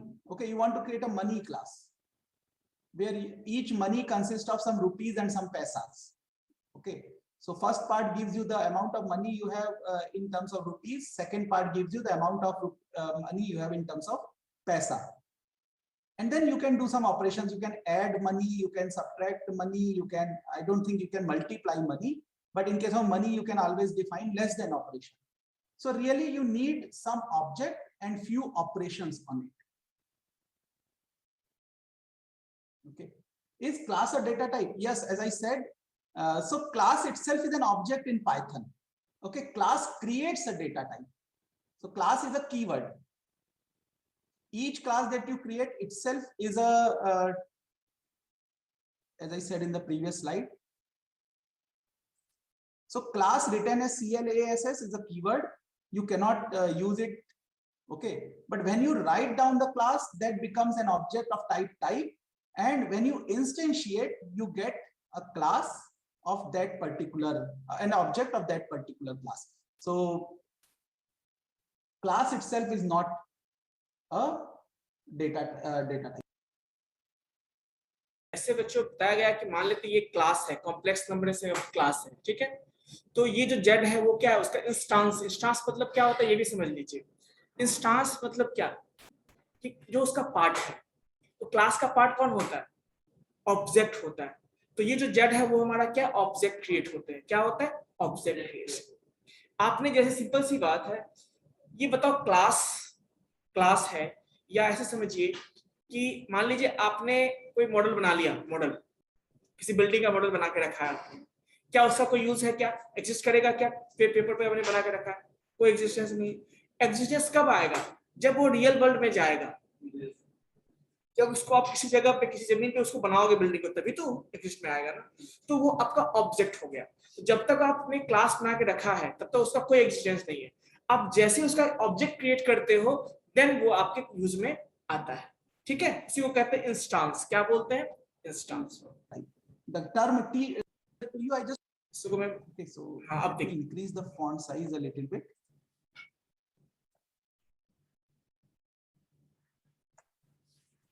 ध्यान से देखिएगा इसको।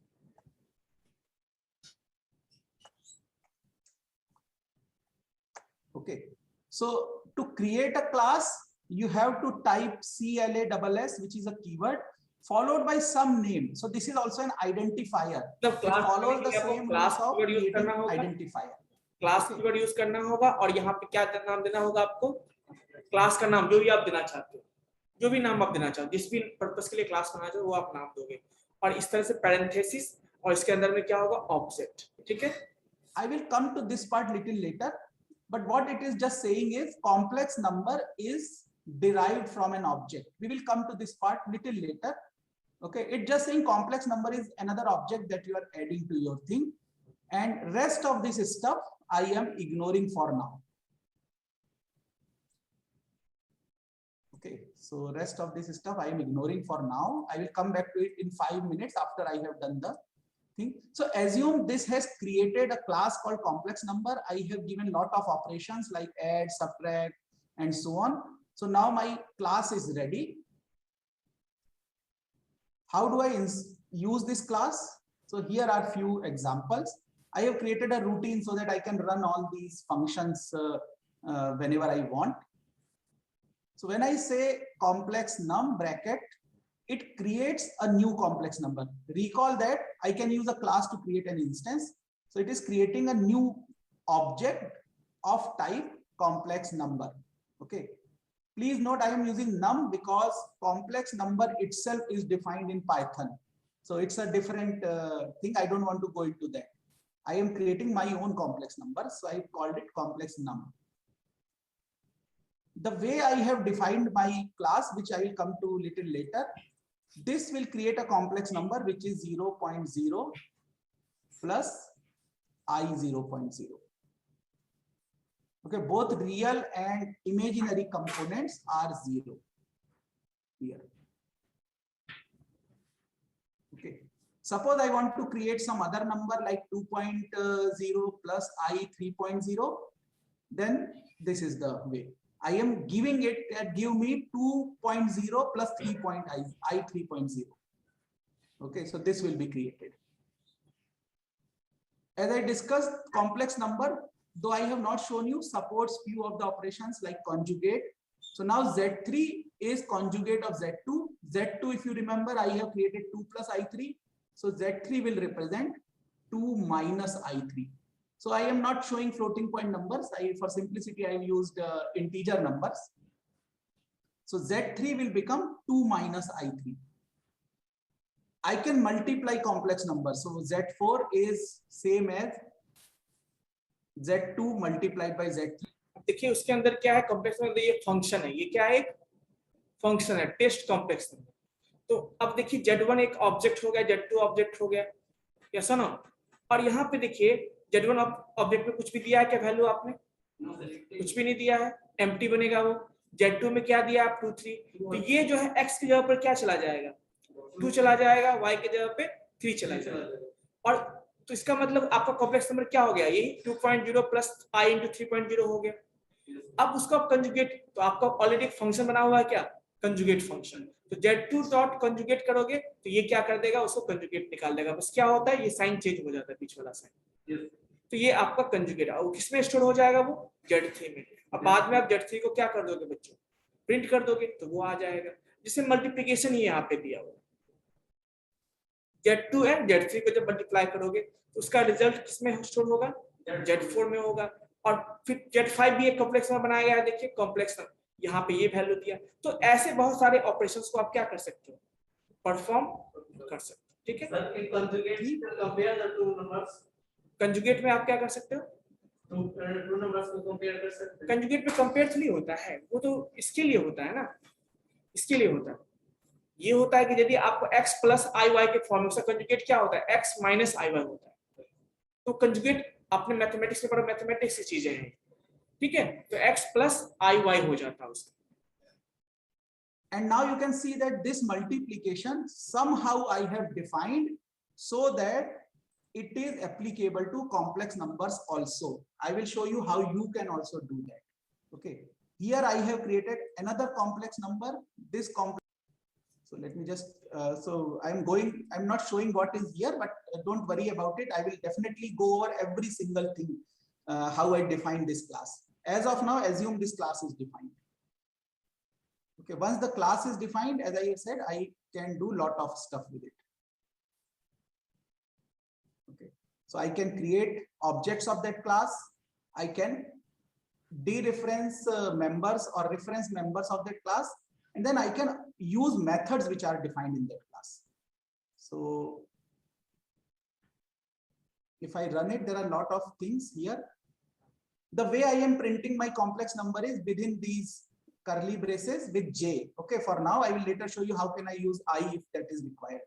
So 0 plus j0, or let me, because I said I will just change it to I. So Python does not know about I and j, it's just what I tell it to do. Okay, so now if I run this, you can see values are printed as 0 plus I0 or 5.5 plus I3.3 or this, and then operations are defined. So I can do 2 plus I3 multiplied by 2 minus I3. How results are computed, some of you will know, some of you will not know. At this point, don't worry about it. Okay, because this is logic, this is not programming. I can multiply, I can divide, and in complex number, just like in real numbers, multiplication by division is not defined. So I cannot divide by 0 plus I0.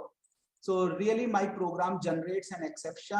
I am catching that exception and printing some nice readable message. So I have created a new type which can raise exception for certain operations, and all other things work as if they work for native types in Python, for int or str or list or dictionaries and so on. Okay, so as long as a thing is defined, it is going to be useful. Okay, so any queries? Okay, so one query, do we need to import any library to use complex number? We do not. It depends on what we are doing. So I use math library because somewhere I am using math.square root.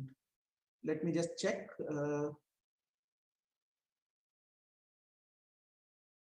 So somewhere I use math.square root library. Oh, sorry. Yeah, here it is. So yes, here. Okay.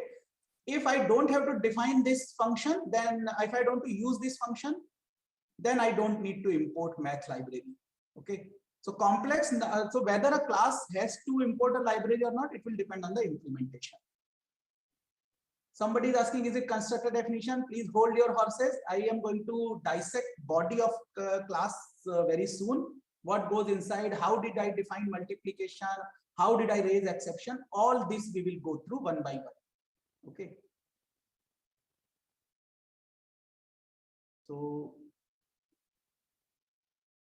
So somebody asked, if you define integers, say x comma y, are these objects of class type int? Yes. So let me just quickly show you.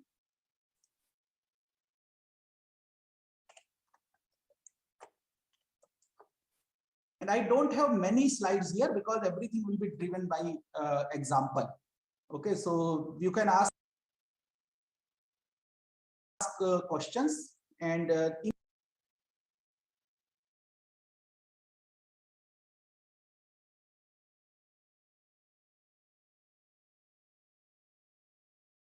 initially I am not allowing you to speak up because some part has to be covered, but later I will also ask you to ask queries over microphone.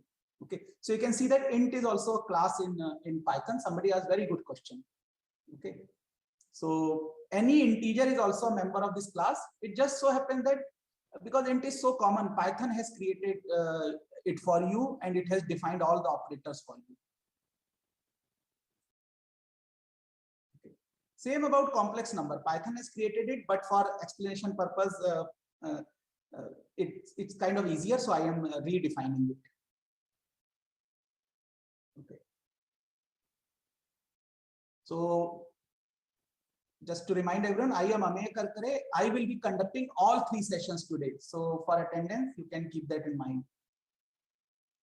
And let me see a few more questions on chat. Constructor thing. Sir, press Ctrl F so window open. We can search easily. So बच्चों कोई doubt है आप लोग को इसमें? Anyone? तो बच्चों ये बताया गया अभी कि कैसे हम क्लास को यूज करते हैं, है ना? कैसे हम क्लास को क्रिएट करते हैं, क्लास के लिए क्या यूज करते हैं, क्लास कीवर्ड यूज करते हैं, क्लास कीवर्ड यूज करने के बाद क्लास का नाम जो भी आप देना चाहते हैं वो यूज करेंगे, पैरेंथेसिस में जो ऑब्जेक्ट होता है, अब जैसे फंक्शन करते हैं उसी तरह का ये भी होता है, उसके अंदर जो भी चीजें आपको यूज करनी है आप डिफाइन कर लो उसको, है ना, और बाद में उसको आप यूज कर सकते हो। ठीक है, कुछ इस तरह से आपका क्लास डिफाइन होता है। यस छोटू, प्लीज आप लोगों को रिक्वेस्ट है कि आप लोग कुछ भी राइट ना करें यहाँ पे, ये गलत चीज है ना।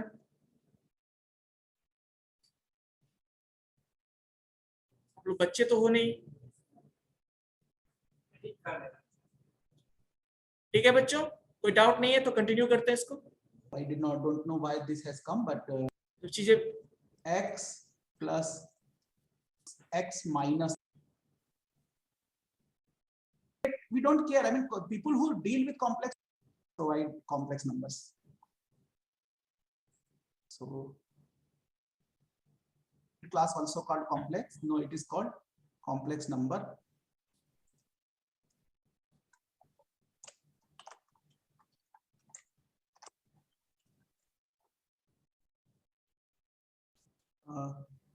I think you have to import some library. Let me.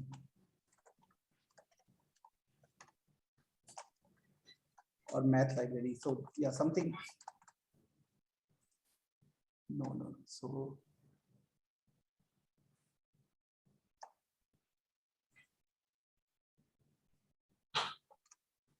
I will have to check which library provides it. No, math also does not. I will check that. Okay, but yes, Python does provide complex numbers.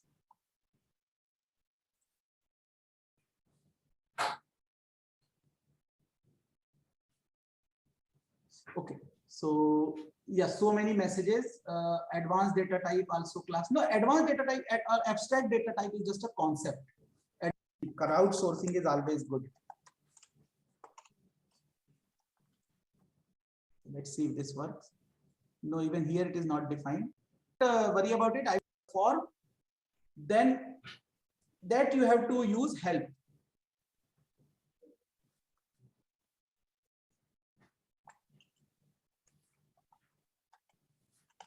Okay, so people are tempting me.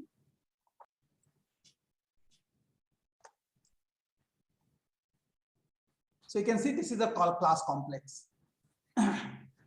Okay, and how do we know what are the functions? So as you can see, when I typed help, I got list of all the functions for a very long time. In fact, I have never used it other than talking about it in class. Okay, so let's come back to the important part. What really happens when we create complex numbers, or what exactly we have done to create a complex number class of our own? Okay. So we have to create methods inside class. We have to create data inside class, or what you call member variables inside class. Okay. And recall yesterday's discussion that we can have special names, which are internal names. So these names behave differently. Okay, these names have special meaning, they have some special behavior. So we will discuss them very soon. Okay, so you can define any name inside class as long as it doesn't violate rules of identifier creation and it does not conflict with a keyword. You can define a method, but then when your method name starts and ends with double underscore, many of these methods have a special name and a special meaning.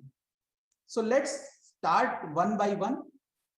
So recall that one of the utility of a class is to create an instance. Now, how does my class know I have to create 2 plus I3 or I have to create 0 plus I0 or something else? Okay, so this also is told by the programmer.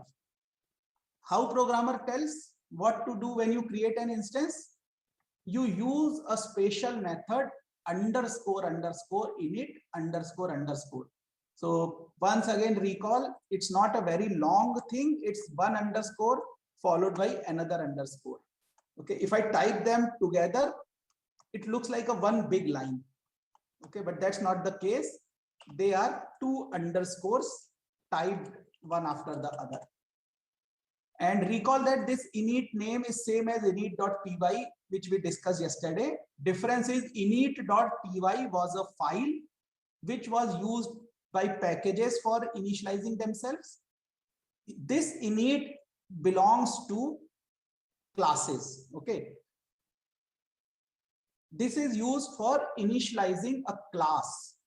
It is also called a constructor in programming language terminology. Okay, so underscore underscore init underscore underscore method, it is a special method when you define inside a class, when it is a member of the class. The moment you instantiate your class, Python internally calls init method. Just like the moment you load a package, Python internally calls init.py first. Here it calls, when you create an object from a class, it calls init.method the moment it creates the class. Okay, this is called a constructor. Now, some of you have done other languages where there are multiple constructors allowed. Python is very clear. There is only one constructor allowed per class. So you can have only one init method in a class, init like this in a class. Now, what if I need different kind of behavior like you saw earlier? I initialize thing with 0, 0 when I did not pass anything. I initialize thing with 2 plus I3 when I pass 2 and 3. So I have to use default parameters to mimic multiple constructors. I can only type one body for init, but I can make use of default constructors to mimic multiple constructors. Okay.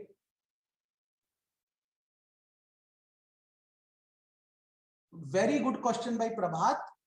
So we had already discussed modules and now we are discussing class. Modules are also used for managing the large program. Classes are also used for managing large programs. So why do we have two things? So note that module is structuring your program text together. Okay, functions together and this thing. So it's like a text part which you are keeping together. Classes are keeping together behavior of an object that you are modeling. So there is some physical phenomenon, some physical quantity, some physical object that you are modeling. Now you want to keep all the attributes and all the behavior of that physical thing together. So classes are another way of organizing your code. Okay, and why this is important, as I told earlier, you want to make sure that these two variables should not be treated as two different integers. They should be treated as part of a single object. They are behavior of a single person. I mean, when you think about a person, the person's eyes, nose, hands, it's not like you're looking at a collection of eyes and hands and nose and legs. Okay, it has a glue which puts them together. So that is the use of class. And somebody has also answered it. Garvit has, thank you, Garvit. So it is easier to keep related things together. Okay, related to one object. Right. So let's go back to our complex class, see how init was defined. So now I am going to open up my complex class. So first is init. So as you can see, I should switch off pylons somehow, but it's giving a lot of warnings. Oh, CMath is not accessed. So let me just remove that CMath.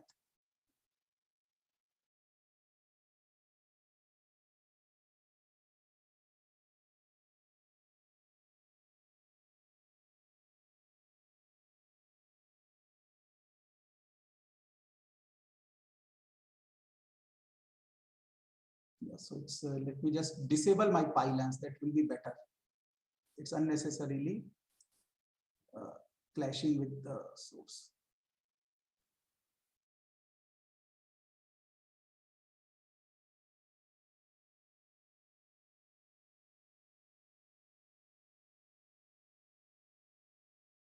Okay, you people please do not disable things because they will be helpful for me, because I'm trying to show it to you. It's interfering. So now you can see I have an init.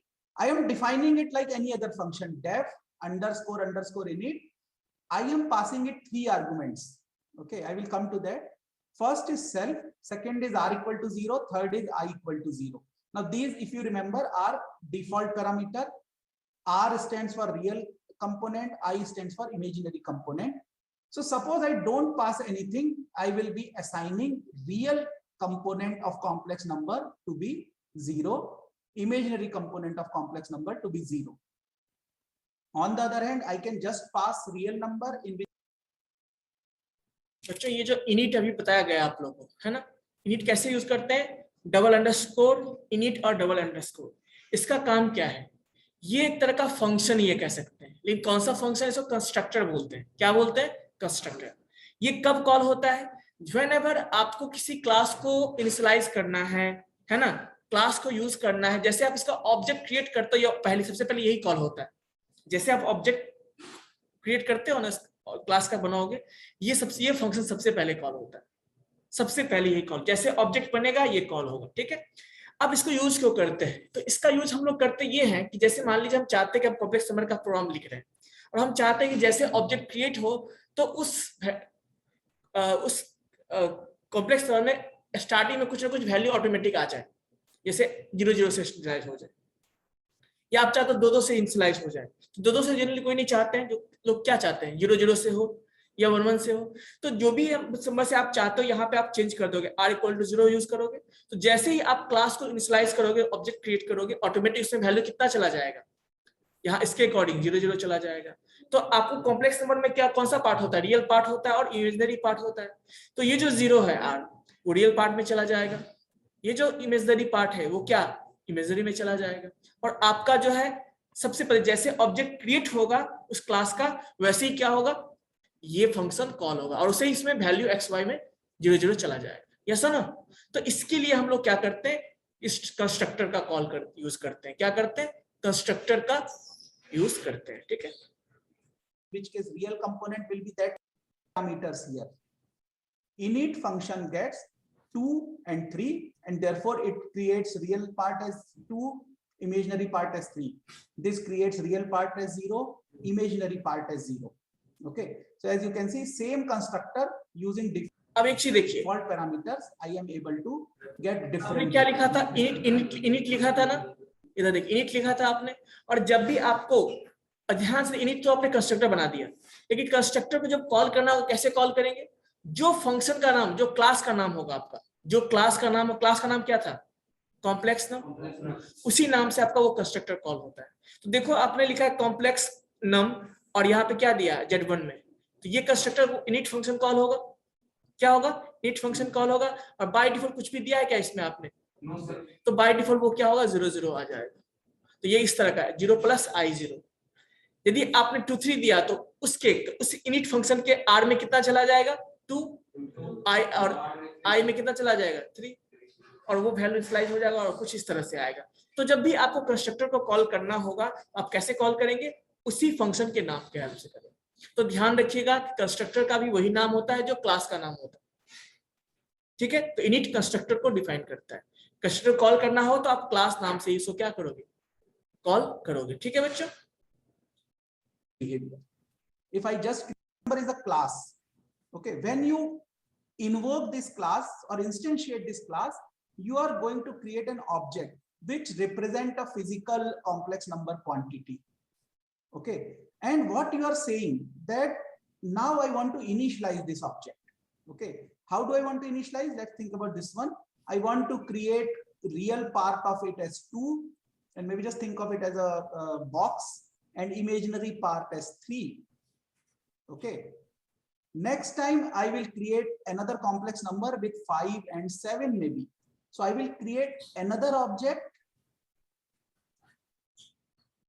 Real part will be 5, imaginary part will be 6 for that. Okay, now self represents the current object that this constructor or this class name is dealing with. Okay, so those who have done programming. और एक चीज देखिए बताता हूँ, जब class बनाते हैं ना, तो ये Z1 क्या है आपका, ऑब्जेक्ट है, Z2 क्या है, ऑब्जेक्ट है, Z3, तो Z1 का अलग बनेगा ये क्लास। जैसे Z1 में तो वही चीजें हो गई कि हमने एक बार ब्लूप्रिंट बना के रख लिया, हमने एक क्या बना के रख लिया, एक मॉडल बना के रख लिया, उसी के हेल्प से हम क्या कर रहे हैं, सबको दे रहे हैं, आपको चाहिए आपको भी दे रहे हैं, उनको चाहिए उनको भी दे रहे हैं, मतलब सबको बांट रहे हैं। तो वही एक बार हमने क्लास बनाया, अब Z1 को चाहिए Z1 को दे देंगे, Z1 नाम से बनाया ऑब्जेक्ट, Z2 से। लेकिन फिजिकली ये सबका, अब बताओ आप एक ही मॉडल के हेल्प से, एक ही नक्शा के हेल्प से आपने 4 अलग अलग जगह पे बिल्डिंग बनाया, क्या सब सेम होगा? दिखने में सेम होगा, क्या वो सबका सेम प्लेस पे होगा? क्या नहीं होगा। तो इसका मतलब वो बिल्डिंग जो पहले के लिए था वो अलग जगह बनेगा, उसका अपना बिल्डिंग होगा। तो कहने का मतलब जितनी बार आप, जैसे Z1 किया, Z1 के लिए अलग स्कोप ही बनेगा उसका, Z2 के लिए अलग बनेगा, Z3 के लिए अलग बनेगा, सबके लिए अलग अलग बनेगा। ठीक है, in Java or Python, self is equivalent of this keyword in Python or Java, in C++ or Java. Self is equivalent of this in C++ or Java. If you have not done those languages, don't worry. Self says complex number created an object. Now self refers to that object itself. Okay, the object which has been created just now. So the object is created. The function init on this object is called. Okay, now what it says, change yourself such that your real number is 2 and your imaginary number or imaginary part is 3. So that is why this self is important. Okay, note that you have written class which is applicable to all objects that are created for that class. So how do you distinguish between two different classes? So that's why this self object comes. Later when we have 2 parameters, we will use another parameter called other. Somebody asked, what is a constructor? Constructor is something which constructs. So that's the term used for these which initialize a class. Okay, which creates a class. Somebody asked, what if we do not use self? You will get an error. The difference between C++, Java and Python is that in C++ and Java, this is a keyword. It's a fixed word. You cannot use anything else. In Java, you can pass, instead of self, any other name. In Python, you can pass any other name. Okay, you can call it self, you can call it myself, you can call it me, you can call it man, you can call it box, whatever. Okay, self is not a reserved keyword, or it's not even a keyword in Python. So if you see, self is equivalent of this in Java and C++. But I can even use some other term here. So let me just use myself for demonstration purpose. Okay, but then I have to use the same thing here, myself.real and myself.imaginary.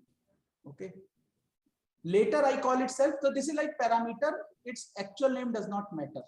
So I have defined my class. I'm going to use it. You can see that things are working fine. 0 plus I0, 2 plus I3. Conjugate of 2 plus I3 is 2 minus I3.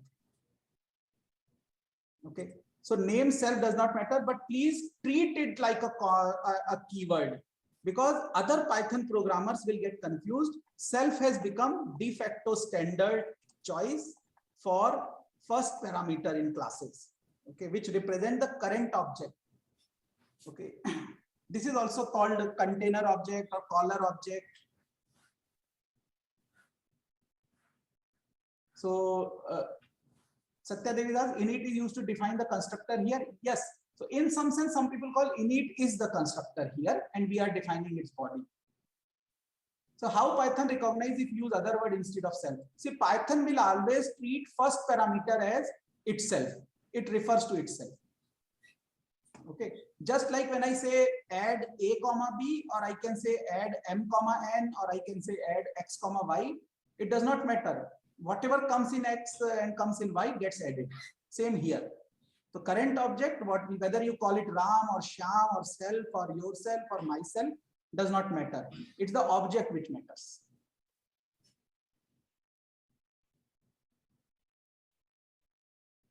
So how did print know about Z1? Very good question. We'll come to these things slowly. So Divyanshu is asking, is not there another way to do it? I am not sure. So constructor part, no, you have to use function underscore underscore init underscore underscore.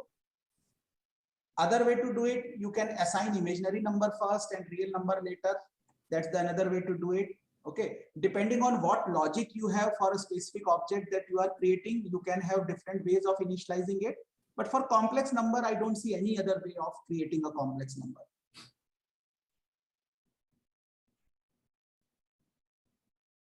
Okay, so Shreya is asking why self is not included in class itself so that we do not need to write every time. The reason is within class you can define some internal functions which do not operate on any object. Okay, so these will be class specific method rather than object specific method. So all object specific method will contain self. So we'll come to these things slowly. Will you cover static methods? Yes, we will come to that. And static methods are the ones which will not use self. So Satya Devi, in that case, do we have constructor overloading? Okay, so very subtle issue here. Underscore underscore init, when we are describing inside different functions, different classes, they are different functions. So it's not overloading in that sense. Okay. Because I'm not using underscore underscore init, which is not part of a class. So overloading typically is happens when within same thing you have two different inits. Okay, but yes, constructors are in that sense by definition overloaded, because constructor will always create constructor of I mean those are different objects depending on which class you call them on. So yes, this can be also thought of as overloading. Okay, so a lot of questions. Real and imaginary objects are created in constructor. Yes, so real and imaginary parts are created in constructor. We are defining two new variables. So in this case, these are floating point variables. So these objects are getting created in constructor. बच्चों इसमें किसी को doubt है? Anyone? Simple सी चीजें इन्होंने बताया कि जो इनिट फंक्शन है उसको हम कंस्ट्रक्टर के लिए यूज करते हैं. मतलब जैसे ही आप कोई क्लास बना लिया, उस क्लास को यूज करना, आप क्या करोगे? पहले ऑब्जेक्ट क्रिएट करोगे उसका, और जैसे ही ऑब्जेक्ट क्रिएट करोगे कंस्ट्रक्टर ऑटोमेटिक कॉल होता है. कौन सा फंक्शन? वो इनिट फंक्शन कॉल होता है. कॉल करने के लिए क्या यूज करते हैं? वैसे भी कॉल होता है, और जब कॉम्प्लेक्स नाम फंक्शन के नाम से कॉल करते हो आप स्पेसिफिकली भी क्या कर सकते हो? कंस्ट्रक्टर को कॉल कर सकते हो. मतलब आपने कॉम्प्लेक्स नाम लिखा, जैसे आपने देखा था वैल्यूज, तो यहाँ पे बाय डिफॉल्ट 0 0 हो जा रहा था जब कुछ भी नहीं दे रहे थे. 2 3 दिया तो 2 3 वैल्यू चला जा रहा था. तो कंस्ट्रक्टर का काम ये है कि जब हम कॉल करते हैं उस फंक्शन को या उस ऑब्जेक्ट क्रिएट करते हैं तो ऑटोमेटिक कुछ न कुछ इनिशियल वैल्यूज में चला जाए, उसके लिए यूज करें, इनिशियलाइजेशन पर्पस के लिए यूज करते हैं. अब यहाँ पे बताया उन्होंने कि इनिट फंक्शन में क्या क्या है. ये सारे आर्गुमेंट्स होते हैं या पैरामीटर्स होते हैं. कौन कौन से होते हैं? Self, argument. सेल्फ क्या होता है? वो बताता है कि जिस ऑब्जेक्ट के लिए हमने कॉल किया उसी ऑब्जेक्ट का कंस्ट्रक्टर ये होगा. ठीक है, जिस ऑब्जेक्ट के लिए हमने कॉल किया उसी का क्या होगा? ये सेल्फ ऑब्जेक्ट को, यानी उसी ऑब्जेक्ट को कॉल, जिस ऑब्जेक्ट के लिए कॉल करेंगे उसी के लिए रिप्रेजेंट करता है. आर क्या है? जो आपको पता है, रियल पार्ट, इमेजिनरी पार्ट का वैल्यू. वही चीजें इन्होंने बताया है बार बार. ठीक है, सो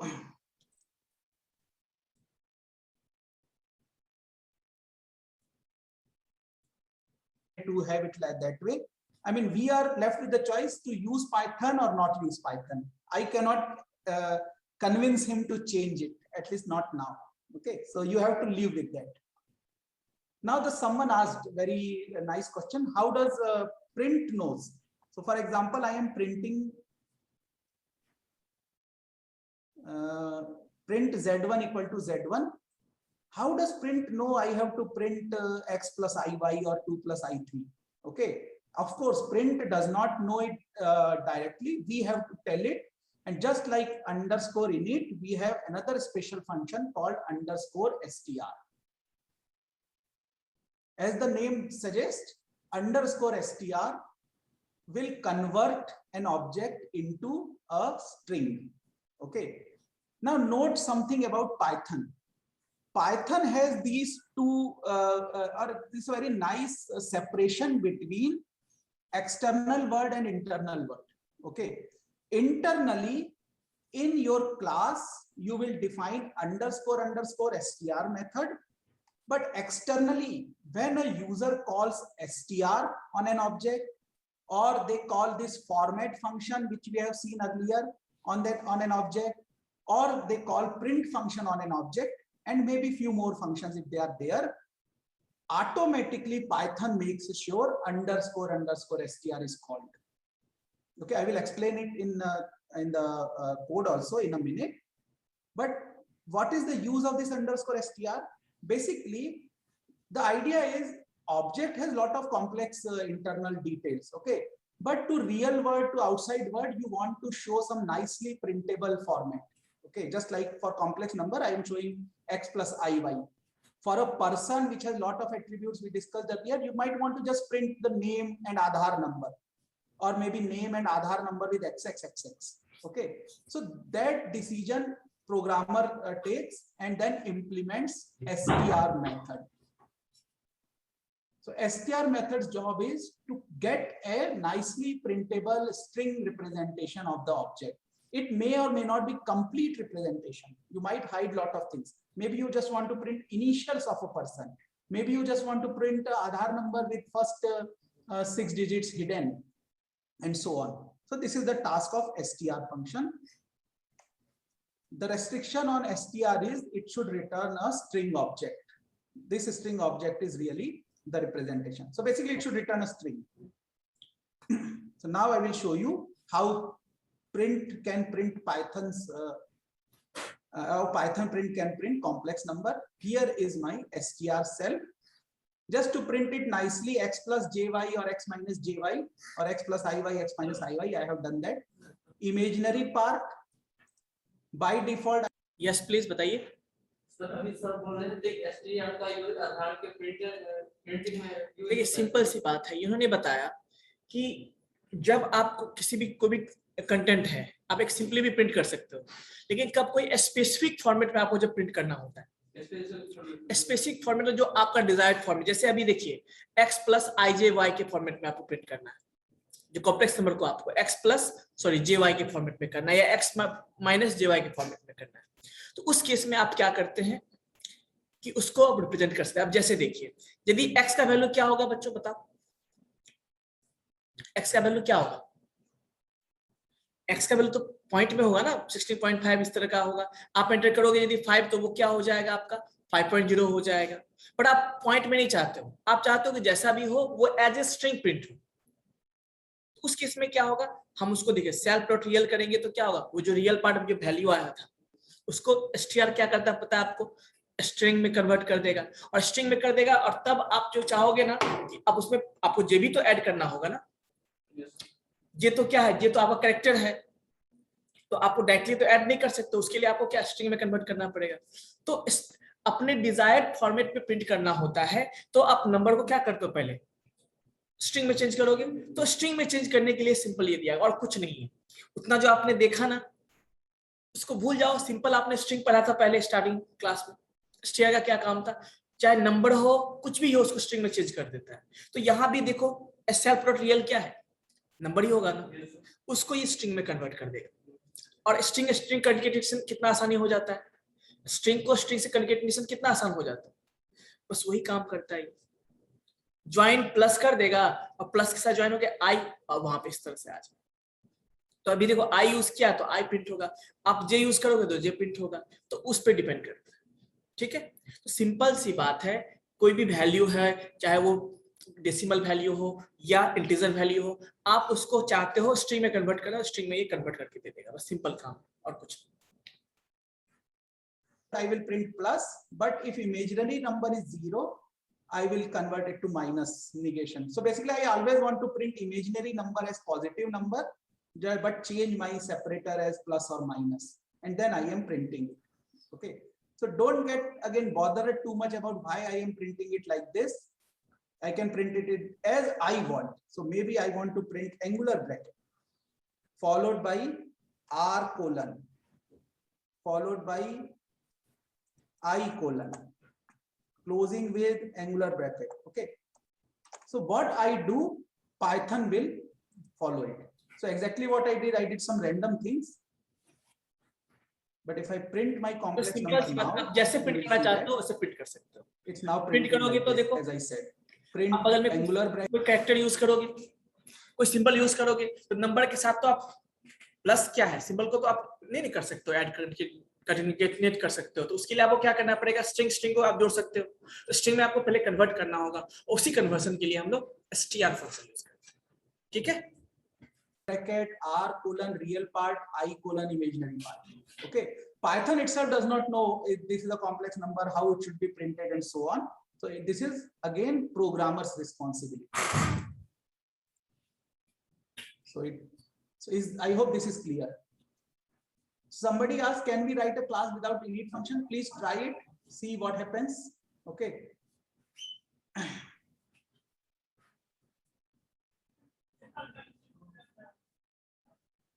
So is the idea about str clear? Python does not know anything. It is our thing. So in fact, that is why deliberately I have put these kind of things so that it becomes different from the way Python is normal regular complex number is printed. So let me be also correct with what I have said in my comment, x plus jy or x minus jy. Okay. So note that other than the fact that I have used some kind of trick to print x plus ay, x plus iy, it's just converting your object, self, current object into a string representation.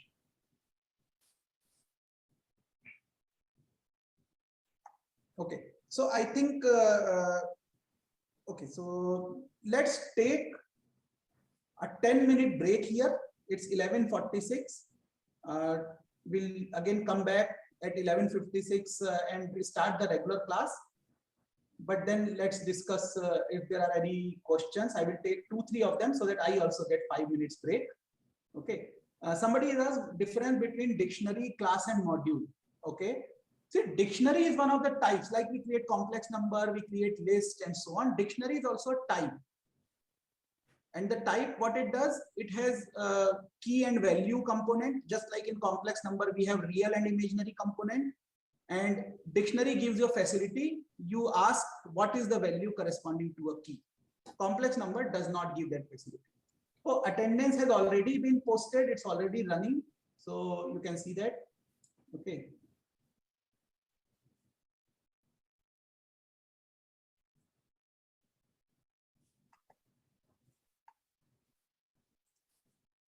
So I have posted attendance again. And somebody said, what type of constructor init is? I mean, I don't know what are the different types of constructors. So please give me the choices and I will tell you. There is no such thing. I cannot answer this very generic. So when we say constructor is overloaded, so we actually never say constructor is overloaded. But you can think of it being overloaded because constructor called for different objects will give you different behavior. Function and method are two names for the same thing. So don't get confused. Functions and method, as I said, when some function is defined inside class, many of the time people will call it a method inside the class. Would you share this code file to us? Oh, it's already shared. Let me go to, yeah, so this is shared, as you can see. There might be minor changes because as you see, as I teach, I go through those changes, but otherwise it's the same file which is shared. Okay. Okay, even the output is there. And this will be same file for both the sessions. Okay. Abhinav, your query?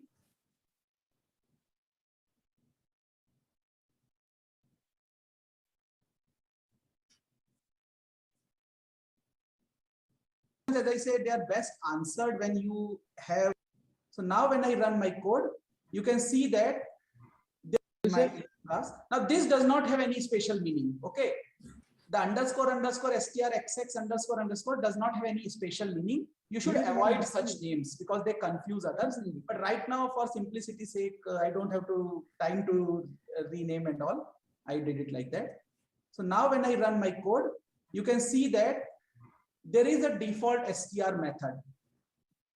Okay, but it is giving a very, very unreadable output. Okay. So it seems every class has a default str method. What it is doing, it just printing the name of the class and some memory location where it is stored. So it's a very, very bad representation. So you do not even know what this conjugate is, what is the multiplication and so on. So it looks like, yes, class defines it. Similarly, I am very sure there is a default init method, but it's impossible to know what that will do.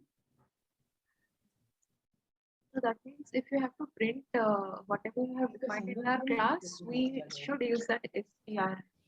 If you want to print using print routine, you can have print me or print myself kind of routines and call them. अरे छोटे सोया नहीं है तो नींद आ रही है. अरे भाई कौन है जिसको नींद आ रही है? म्यूट तो कर लो.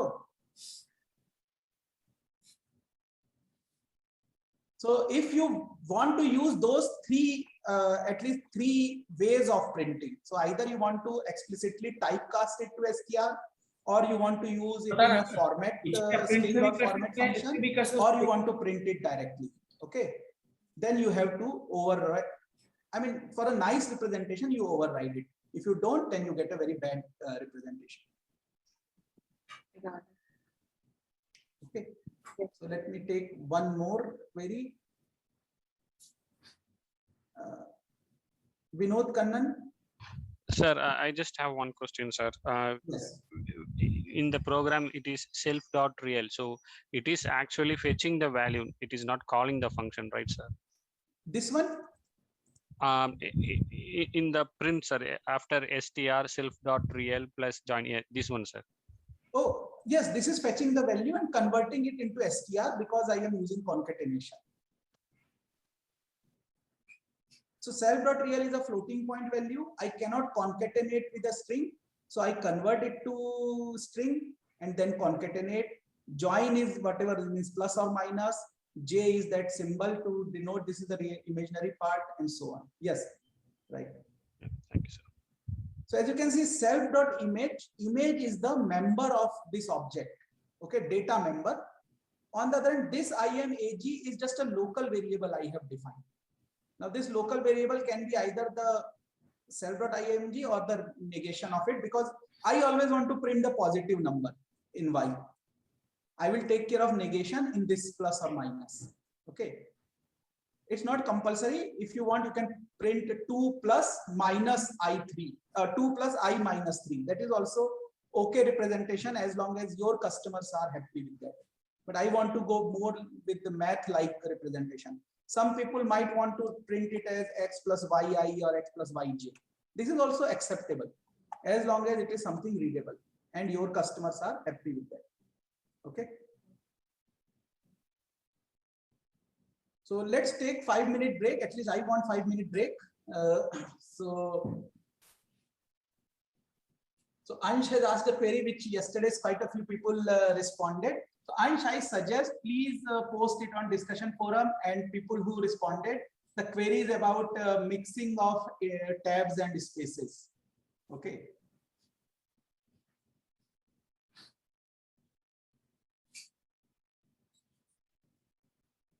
पाँच मिनट का ब्रेक है बच्चों, 6 मिनट ब्रेक हो गया.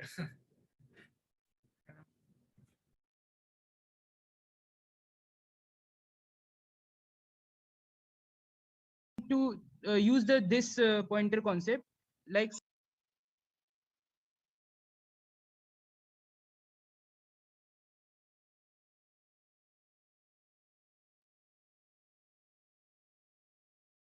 it's a local variable. See, in C, real assign I. yes, But say here the thing is that we have to pass object also, na? yes, you have to definitely use it. Otherwise, it's a local variable. See, in C++, you have declarations. You say int real or float image. It's not here. So if you don't use self, let me just go down. It becomes a local variable. This becomes a local variable.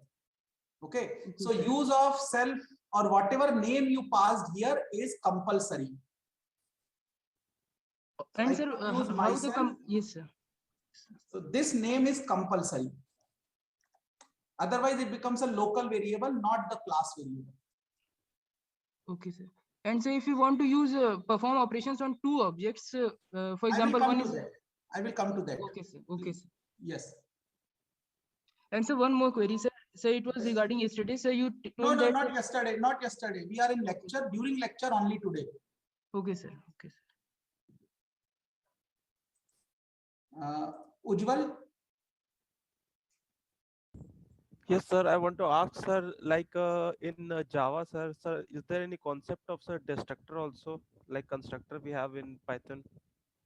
No, are you talking about Java or Python? So in Python, is there any destructor also, destructor concept? No, Python does not have destructor. Okay, sir. Okay, everything will be garbage collected. See, like Java has this new operator, right? Python does not have a new operator. So there is no delete also. I mean, Java also does not have delete. So here also it will be garbage collected. Okay.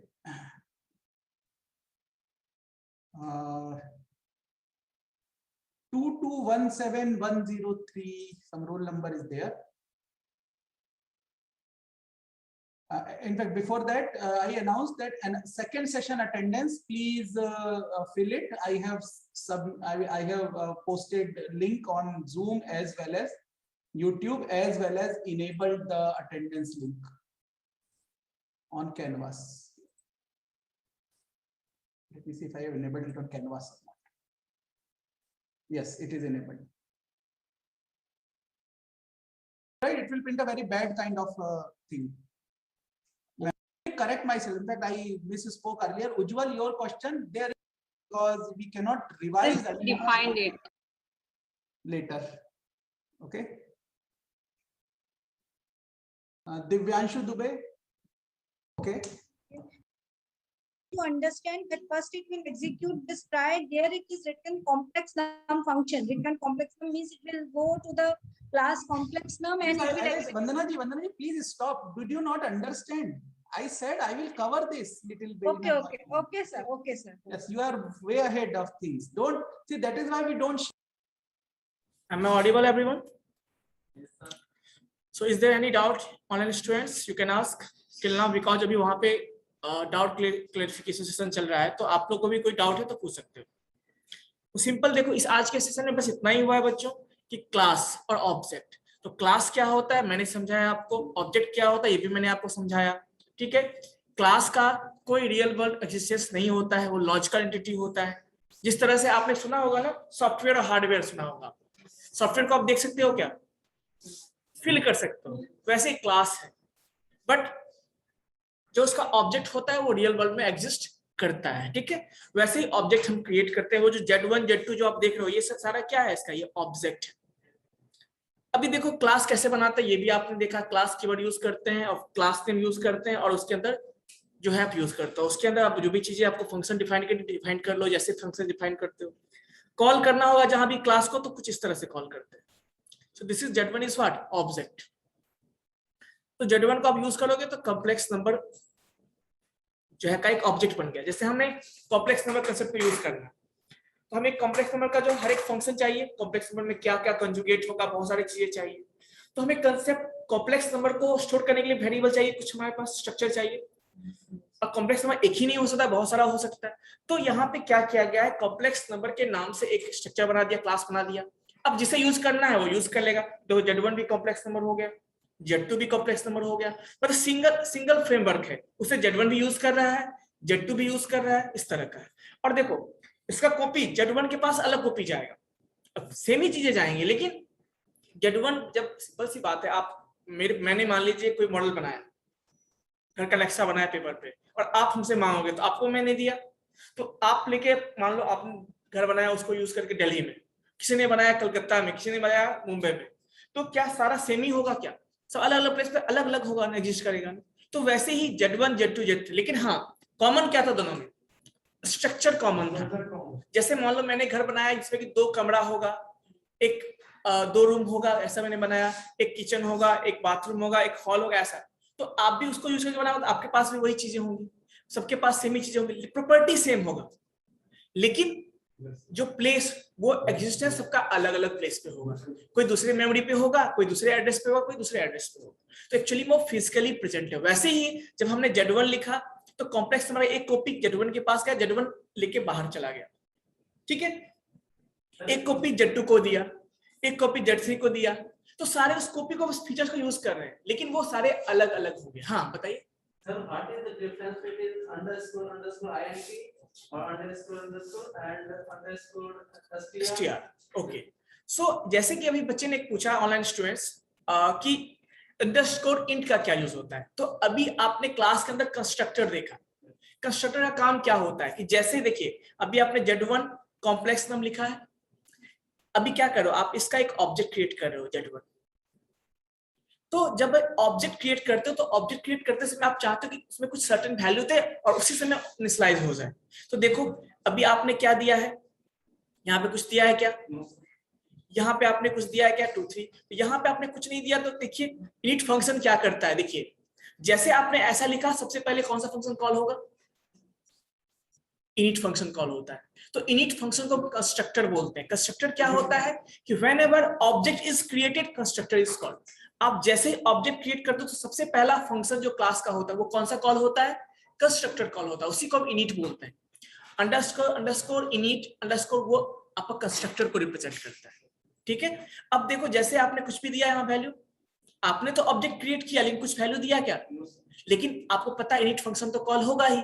तो init function call करके क्या है, कुछ भी नहीं दिया तो वो 0 0 से एक, इस Z1 में क्या चला जाएगा 0 + I0, ये कॉम्प्लेक्स नंबर चला जाएगा। अभी सेकेंड आपने ऑब्जेक्ट बनाया, इसमें 2 3 दिया, तो ये क्या कर दिया, इस Z1 को Z2 को क्या कर दिया 2 + Z2 में क्या आ गया 2 + I3। तो इनिशियलाइजेशन पर्पस के लिए हम init function and constructor use करते हैं। सेकेंड पॉइंट इज दैट कि str_ का क्या यूज है। तो str_ भी एक तरह का फंक्शन है जिसका आपने जानते हो, ये भी फंक्शन है। इसका हम लोग क्या करते हैं, अपने हिसाब से उसको क्या करते हैं, डिफाइन करने के लिए आपको कोई फॉर्मेटिंग यूज करना है तो उसके लिए हम यूज करते हैं, ठीक है। जैसे आपको कोई स्पेशल फॉर्मेटिंग यूज करना है, जैसे आप चाहते हो कि हमें जो प्रिंट करना है हमेशा, जैसे यहाँ पे क्या हो 0 + I0 के फॉर्म में हो रहा है, आप चाहते हो नहीं हमारा जो फॉर्मेट हो ना कुछ ऐसा हो 0 + J0 के फॉर्म में हो, या 2 + J I के जगह पर J यूज करना चाहते हो, तो आप अपने हिसाब से क्या करोगे, डिफाइन करोगे ना। तो उस केस में आप str को ओवरराइड कर सकते हो, तो वो फंक्शन आपको हेल्प करेगा, ठीक है, कि कैसे आप डेटा को प्रिंट करना चाहते हो उसमें वो आपको हेल्प करेगा, ठीक है। Share things in advance. Okay, but yes, people ask the object.str. क्या कर रहा है, जनरल को भेजना था। एक और question sir, no, so you can directly call str function as yes please sir init str है init, हाँ सर इनिट जो है उसको कॉल करना होगा कि ऑटोमेटिक कॉल, वो ऑटोमेटिक कॉल होता है। मतलब जैसे ही मैंने क्या बोला आपको, जैसे आप ऑब्जेक्ट क्रिएट करते हो, अभी मैंने फिर से मैं रिपीट कर देता हूँ, इनिट फंक्शन को अलग से कॉल करने की जरूरत नहीं पड़ती है। आप जैसे ही ऑब्जेक्ट क्रिएट करोगे, जैसे मैंने लिखा है Z1 = कॉम्प्लेक्स नंबर, तो कॉम्प्लेक्स नंबर तो हमारा क्लास है और Z1 उसका ऑब्जेक्ट होगा, तो जैसे कॉल करोगे ऑटोमेटिक जो सबसे पहला फंक्शन ऑटोमेटिक कॉल होता है वो इनिट फंक्शन होता है, ठीक है। तो इसका मतलब इनिट हो गया str हो गया, ऑटोमेटिक कॉल होगा। जैसे आप ऑब्जेक्ट बनाए Z1 लिखे और कॉम्प्लेक्स नंबर, वो कॉल होगा ऑटोमेटिक, सबसे पहले वही कॉल होता है। और कॉल क्यों होता है, because you want to initialize some initial value, आप किसमें उस कॉम्प्लेक्स फॉर्म में कुछ इनिशियल वैल्यू रखना चाहते हो, तो इस पर्पस से होता है। जैसे आप कुछ भी नहीं दिया तो 0 0 से हो जाएगा, आपने कुछ दिया तो उसी वैल्यू से होगा, ठीक है, उसके according. STR is given to you for type or float also. Jyoti, देखिए बच्चों, ये हेल्प इंट देख रहे हो आप लोग, हेलो, हेल्प इंट देख रहे हो। जब भी आपको किसी भी चीज के बारे में, किसी भी टॉपिक के बारे में आपको इंफॉर्मेशन लेना है, जानकारी लेना है, तो आप कंपाइलर में क्या लिखोगे, हेल्प इंट लिखोगे।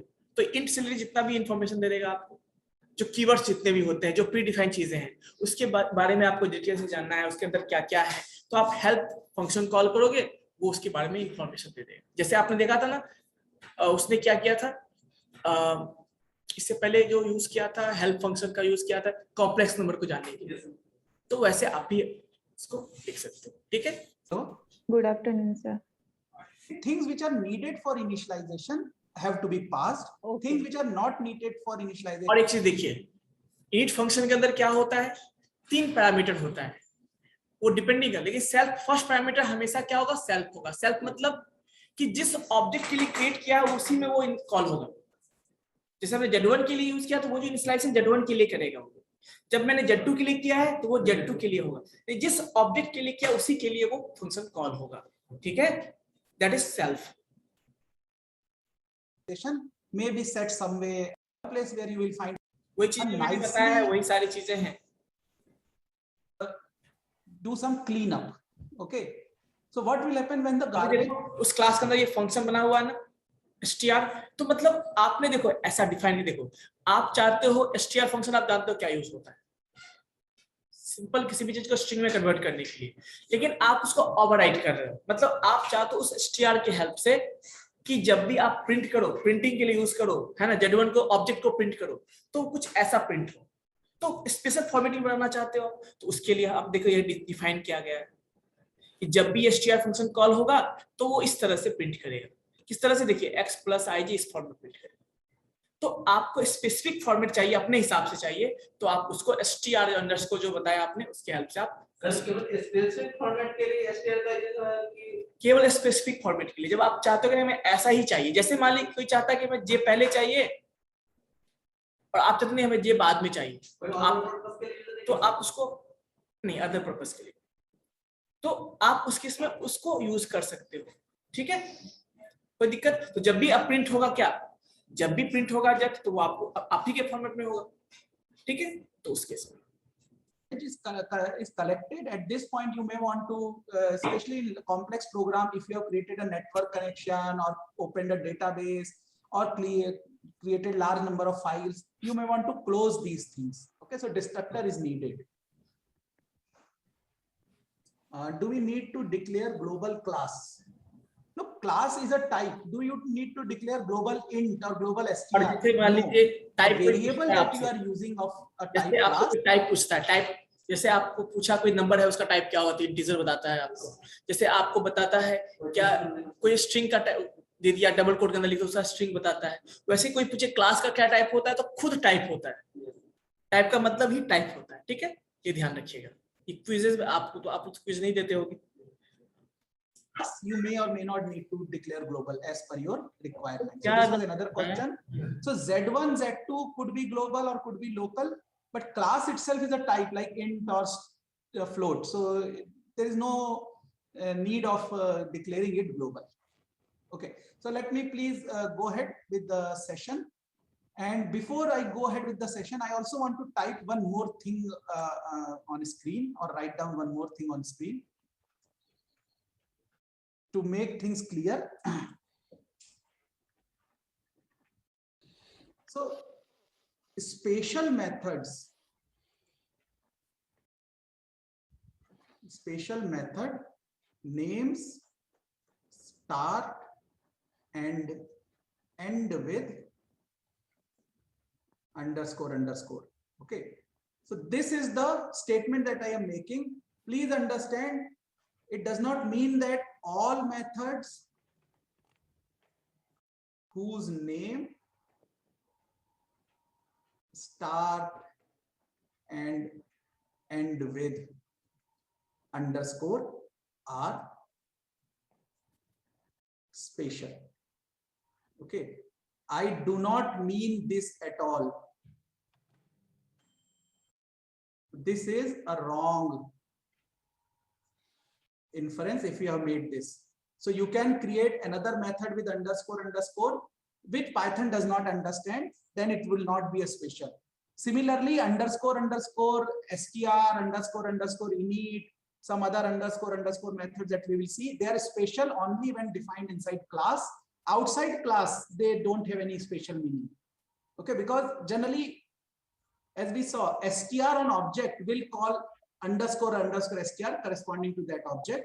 If we are outside class, there is no object, so they don't have any use or any special meaning.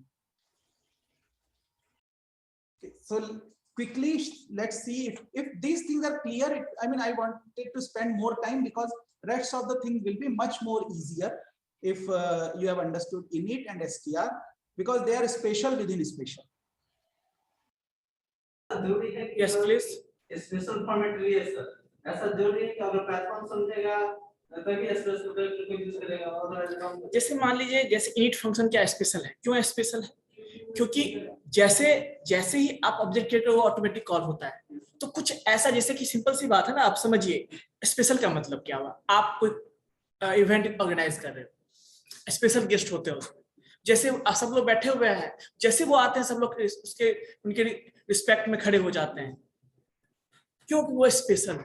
वैसे ही मतलब प्रेफरेंस की बात करते हैं, प्रेफरेंस किसको देना है। मान लीजिए आप आओगे, अब एक ही चेयर है, सपोज करो चेयर है एक, और मान लो या दो चेयर है, मान लीजिए आपके पापा बैठे हैं उस पे और आपके अंकल बैठे बात कर रहे हैं। लेकिन मान लो यदि आपके दादाजी उस जगह पे आ गए, तो क्या करेंगे, आपके पापा और आपके अंकल खड़े हो जाएंगे, दोनों चेयर, एक ही चेयर चाहिए थी उन्हें, यस, लेकिन वो दोनों चेयर खाली, दोनों लोग उठ जाएंगे, क्यों? रिस्पेक्ट में, क्योंकि वो स्पेशल है। तो अब जब वो बैठ जाएंगे, तब जो एक चेयर पे बैठे होगा, तो उस पर कोई जो उसमें से बड़े होंगे उनको बैठा जाएगा। तो स्पेशल मतलब प्रेफरेंस के हिसाब से बात करते हैं, प्रेफरेंस की, किसको प्रेफरेंस देना है, ठीक है। तो मतलब बाकी फंक्शन से इसको स्पेशल माना जाता है, ठीक है, इसलिए यूज करते हैं। Okay, so now we want to do mathematical operations, relational operations, more easier. If once you need it, you can search for it. So str will get called. This is less than. So now we want to do mathematical operations, relational operations, or any special meaning. Okay, so quickly, let's see if these things are clear. I mean, I wanted to spend more time because rest of the things will be much more easier if you have understood init and str, because they are special within special. Okay. So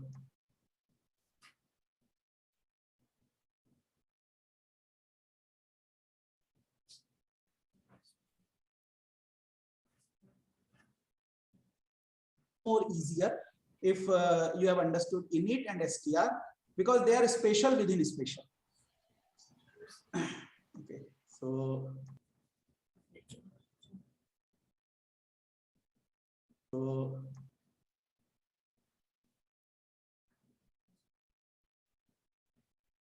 देखिए, यही मैं बताना चाहता हूँ, एक बार आपको देख लीजिए। str फंक्शन आप जानते हो क्या करना है, उसका स्ट्रिंग में फॉर्मेट करना है, लेकिन उसी को हम चाहते हैं कोई अदर वे में यूज करें। देखो, कॉल्ड बाय str, str जो ये है किसको हम कॉल करता है, उसको called by str object, str function call करता है, and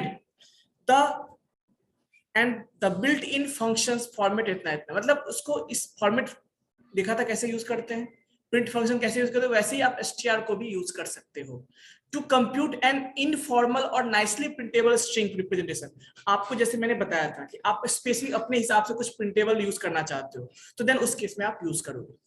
the return value must be a string object, और ये जो फंक्शन रिटर्न करेगा वो क्या रिटर्न करता है, वो स्ट्रिंग ही रिप्रेजेंट करता है, जैसे आपने देखा था।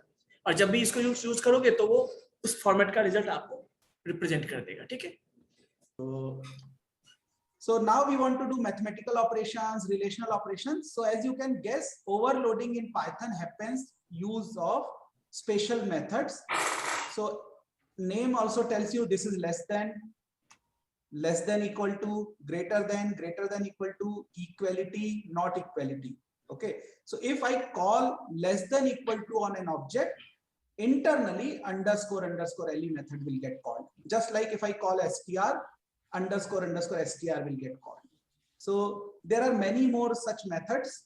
So that's why I said it's difficult to remember all the names, but as once you need it, you can search for it.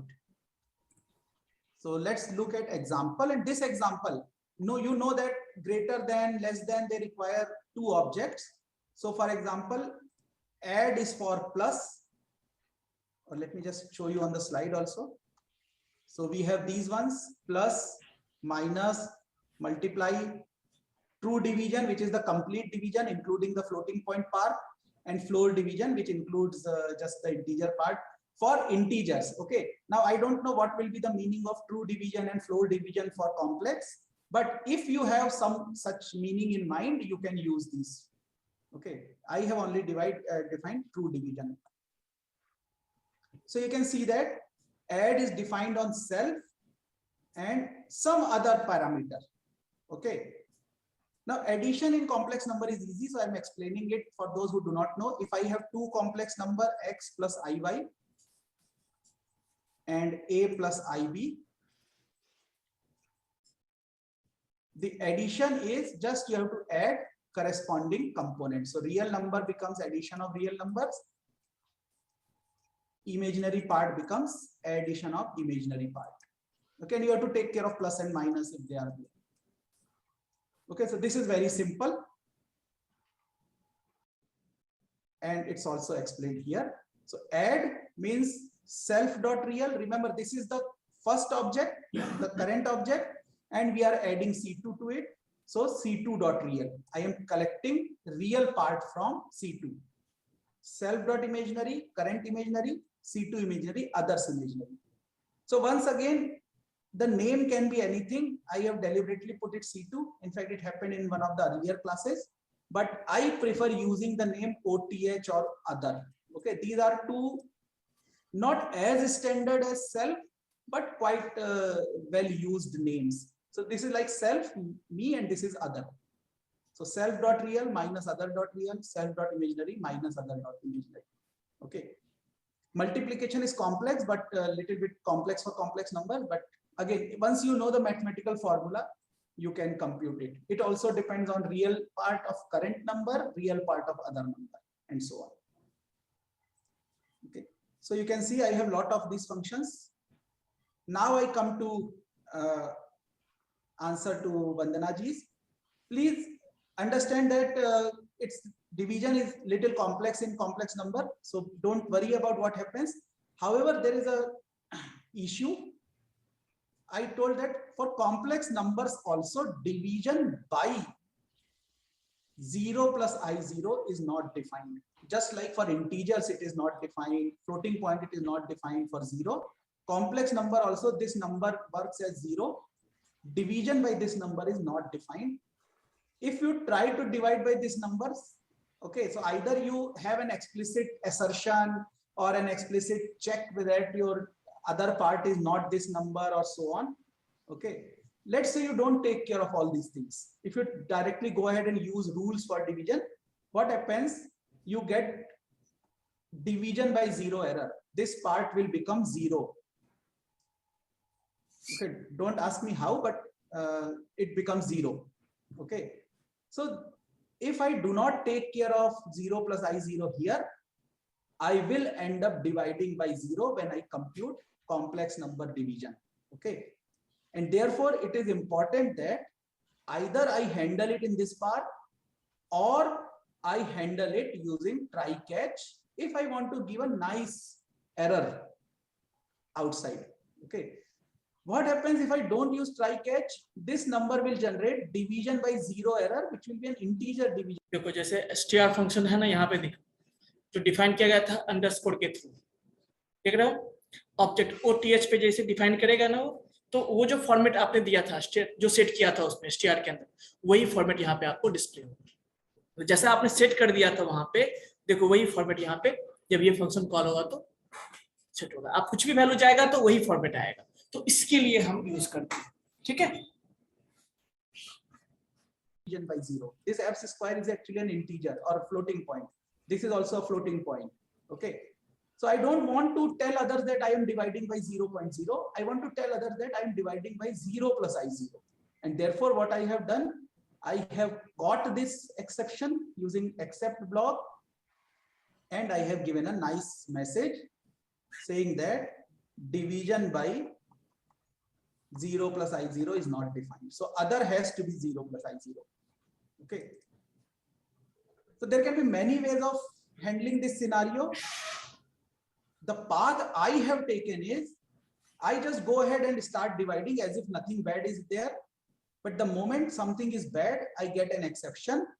I produce a new kind of exception which says division by 0 plus I0 is not defined. So the person who has called this gets a nice method or nice information that you are dividing by 0 plus I0. Otherwise, I will get an exception which will be division by 0. Person will be confused. I am never using integers. I am never using floating point. Why am I dividing by, why my program is producing this error? Okay. So that is the idea behind this value error. So you can convince yourself that when other number is 0, this value also turns out, other number is 0 plus I0, the value of square comes out to be 0 plus I0, sorry, 0, simply 0. So now you see that how I handle this scenario. I am trying to divide by Z1 somewhere. Z1 is 0 plus I0 here. But once again, I have put it inside another try block because I know this is going to create an exception, or at least this can possibly create an exception. And then I am catching the error, and then I am printing the error message. Okay. So once again, note that I am separating out printing part from the implementation part. I could have printed error message right here, but that's not correct thing. Not everybody would want to print error message when there is a division by 0.I0. If they want, they can easily catch this error and then fix it. Okay, but they might want to do it, fix it in some other way. So let them do it rather than my complex number class fixing it.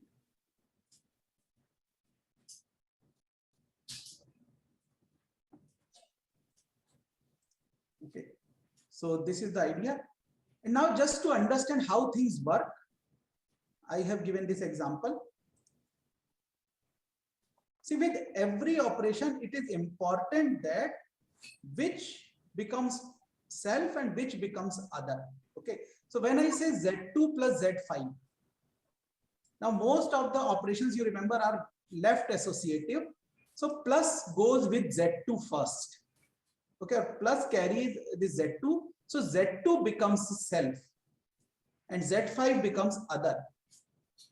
And therefore, when I call Z2 plus Z5, plus itself gets translated into. अभी देखिए बच्चों, वहां पे आपने देखा था ना, add नाम से था, स्पेशल फंक्शन बनाया, डबल अंडरस्कोर ऐड था, अंडरस्कोर मल्टीप्लाई था ना, बहुत सारा। ये भी फंक्शन डिफाइन किया गया है, क्यों? स्पेसिफिक पर्पस के लिए। उसमें दो आर्गुमेंट आपने देखा था, एक सेल्फ था, एक अदर था, देखा था कि नहीं? और जब हम यहाँ पे Z2 प्लस Z5 करते हैं, जैसे मान लीजिए तो कौन सा कॉल होगा? अंडरस्कोर ऐड कॉल होगा। क्या होगा? Underscore add. अब ये क्या है? ये कॉम्प्लेक्स नंबर को ऐड करने वाला फंक्शन है जो डिफाइन किया गया है किसके अंदर? कॉम्प्लेक्स क्लास के अंदर। अब जैसे Z1 प्लस Z5 करोगे तो Z1 क्या है? एक ऑब्जेक्ट है। किस टाइप का है वो? कॉम्प्लेक्स टाइप का है। Z5 क्या है बच्चों? वो भी कॉम्प्लेक्स टाइप का है। और उस पर क्या करो? एडिशन करो तो वही फंक्शन कॉल होगा। कौन सा? जो स्पेशल फंक्शन मैंने बताया था, underscore underscore underscore underscore add underscore underscore call. अब वहां पे आपने दो आर्गुमेंट देखा था, एक था सेल्फ और एक था अदर। सेल्फ कहां जाएगा? जो पहला आर्गुमेंट है वो सेल्फ में जाता है। किसमें जाएगा? सेल्फ में जाएगा। और दूसरा आर्गुमेंट कहां जाता है? अदर में जाएगा। क्लियर है बच्चों? पहला आर्गुमेंट कहां जाएगा? सेल्फ में, और दूसरा आर्गुमेंट कहां जाता है? अदर में। तो जो भी पहला वैल्यू होगा Z2 में चला जाएगा, पहला वैल्यू जो आया होगा यहाँ पे Z5 पे चला जाएगा। वैसे ही सब में यही चीजें होंगी यहाँ पे। So plus itself gets translated internally by Python into underscore underscore add. Z2, which is the first argument to plus, automatically becomes a parameter self, and Z5, which is the other argument, automatically becomes parameter whatever you have named it as second. So it could be C2 or it could be OTH, whatever you have called it. Similarly here, instead of add, sub will be called, or sub, yeah, and then Z5 will become self and Z2 will become other. So it's very, very important you understand it. It's not random or in any way undefined. Okay.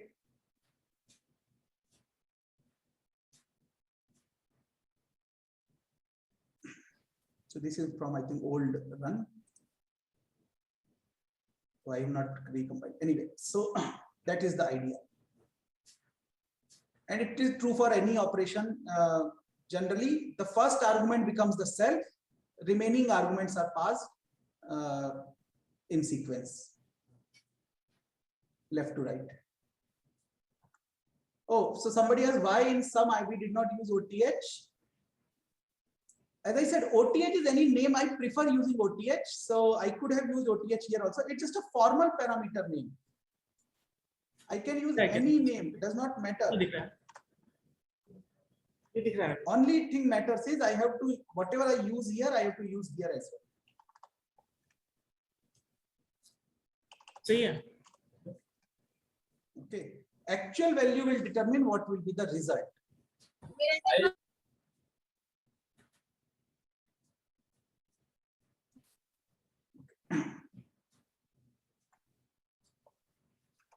So I think we have just done this collab activity for complex numbers.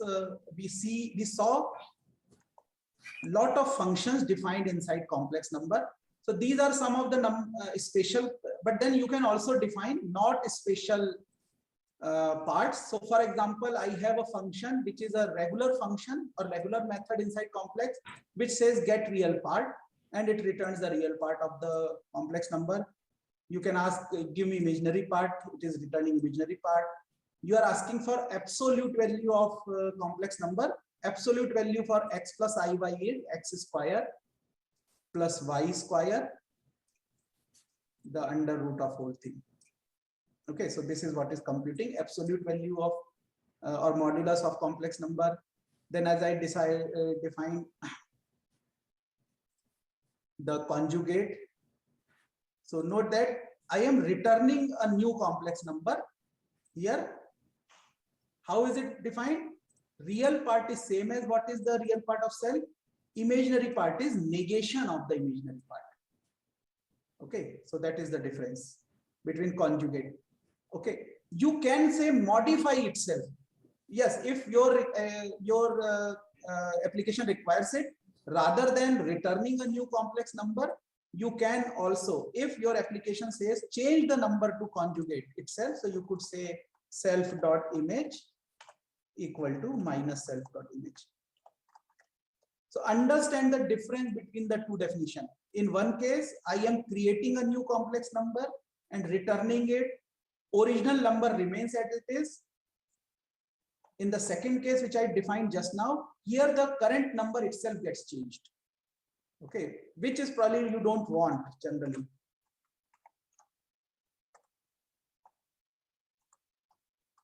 But it depends on your application. इसमें देखिए जब conjugate function call करोगे आप, ठीक है, conjugate function क्या करता है, जैसे आपने z डॉट या z1 dot conjugate function call किया तो उसका काम क्या है, बीच में नेगेटिव कर देना।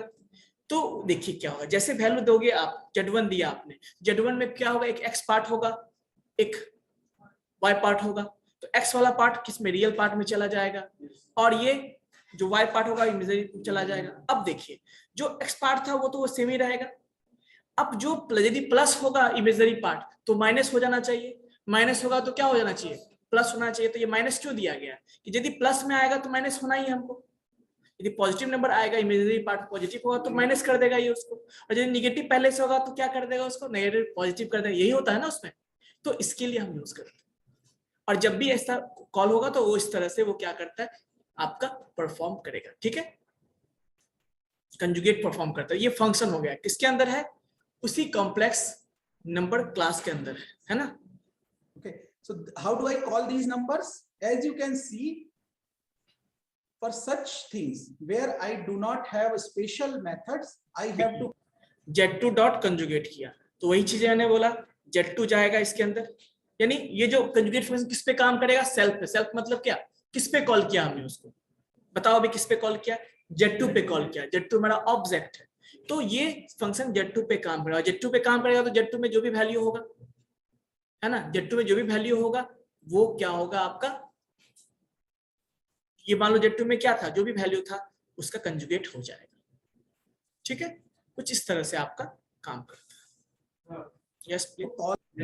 call them using dot notation. मतलब हट जाने के लिए, कहाँ जा रहे हो? So I have called Z2 dot conjugate. So internally what happens, conjugate function gets called and it needs a self parameter. So Z2 becomes self parameter of conjugate. So really what is going to happen here, whenever I call Z2 dot conjugate, it gets translated into somehow complex number.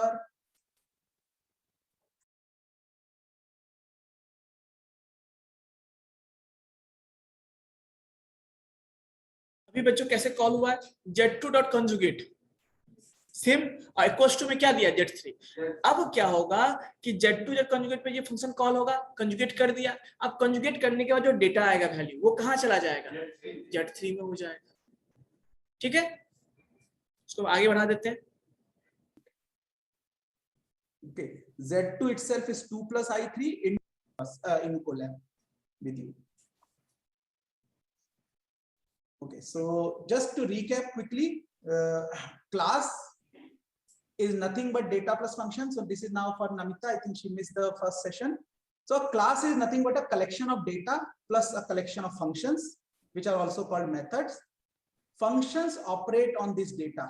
Okay, if we are modeling a real world scenario, real world object, data represent attributes of that object. So if you are modeling a person, data may represent name, Aadhaar ID, the height of the person, date of birth, age, many attributes, but then you only want to model those which are relevant to your application. Functions are actions which either read the data or modify it or do both. So for example, if a person takes loan, his or her CIBIL rating gets modified. So you have to have an action which modifies CIBIL rating.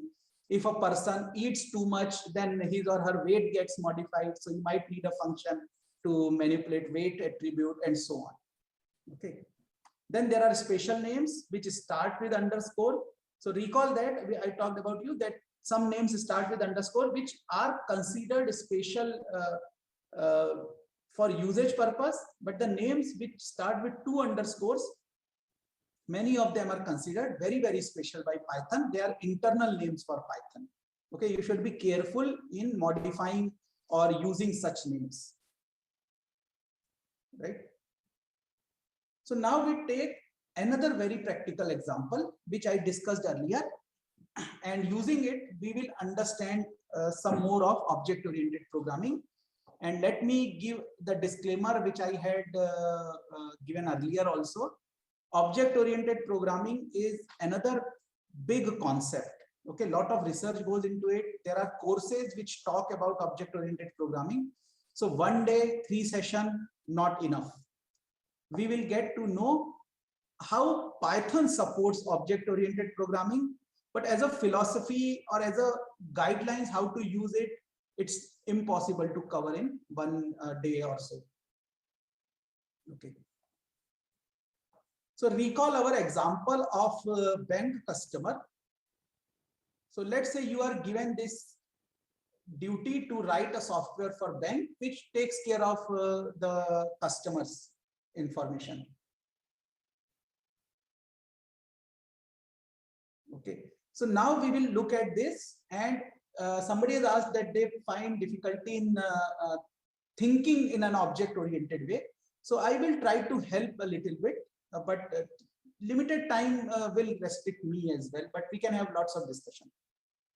Okay, so Shweta has asked, is it that we use special function only inside a class? And they will be like, but then person is a very into this kind of queries, we try to avoid such names. Okay, so let me give you first the scenario and you think about it in object-oriented way. Okay, so again, every customer that will come to a bank hopefully will be a person. Okay, at least we are talking about normal banks like SBI and ICICI and so on. Okay, now but then person is a very generic entity. There are hundreds and thousands and millions of persons around, but not everybody has a bank account. Even though our Honorable Prime Minister has tried to get it rectified in last few years, but assume that even with that, not many people, there will be many people who will not have a bank account. So within this person, we want to treat a special class of people who have something to do with banks. Okay, so we will call this kind of people as bank person. Now within bank person also there are some special kind of people. They are called customers. Okay, so what are the other kind of bank person? So they are again special but not same as customer. These are employees. Okay, and now if you have done, some of you are in job, so if you have interacted with banks, especially these not so government like bank, so they have different gradation about their customer as well. You have normal customer and you have premium customers. Okay, in some other way there can be other kind of gradation also. You have customers which borrow money and which they are customers which deposit money. So in our case we are keeping things very simple. So this is the kind of hierarchy, let's say, you are supposed to model. It's a very small bank which has some employees, some customers, and within the customers they want to have two classes of customer, normal and premium. So let's think about what could be the reason some customer is premium. There can be many reasons. Maybe the person has a bank, maybe a deposit of 10 lakh rupees or more. So there are different constraints. But these will come from the bank side. As a programmer, I cannot create constraints. I will have to ask bank, how will a customer become premium? Okay, so we don't have to worry about those right now. We have to assume that those logic is given by bank. We just have to make sure we manage these different kind of people and what do we need for them. Okay, now this example is going to be very, very incomplete example, but it's a part of a large software, and we will see how we can use object-oriented things or concepts here. Okay, so let's start with person. So from a bank's perspective, what are the things that you would like to for a person to have? So as I said, there are hundreds and thousands of attributes.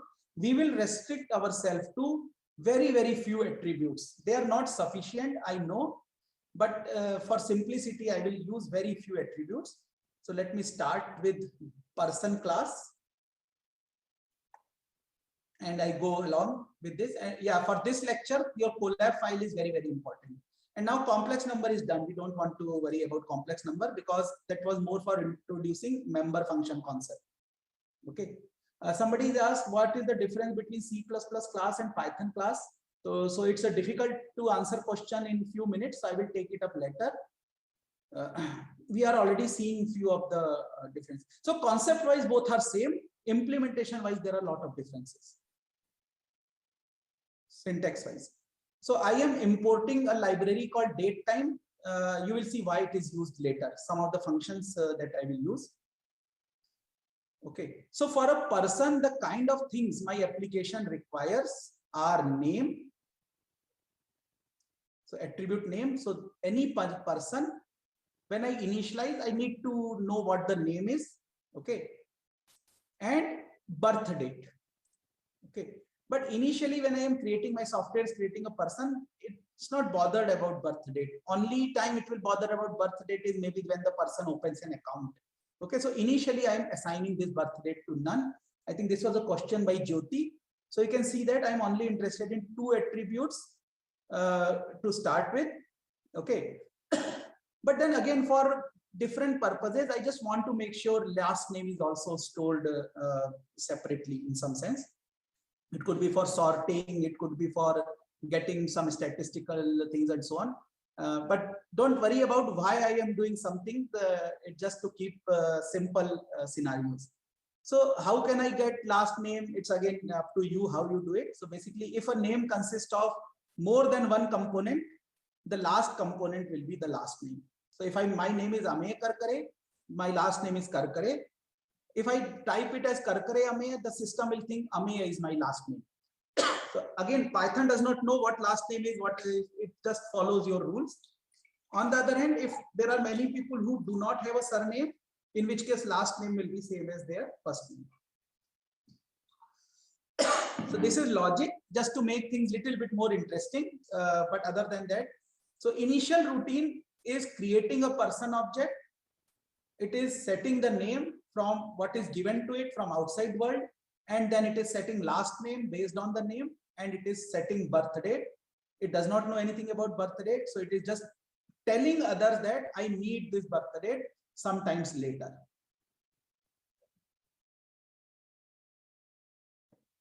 It's not necessary to have it here, but it's very, very useful because all members of class are at one place.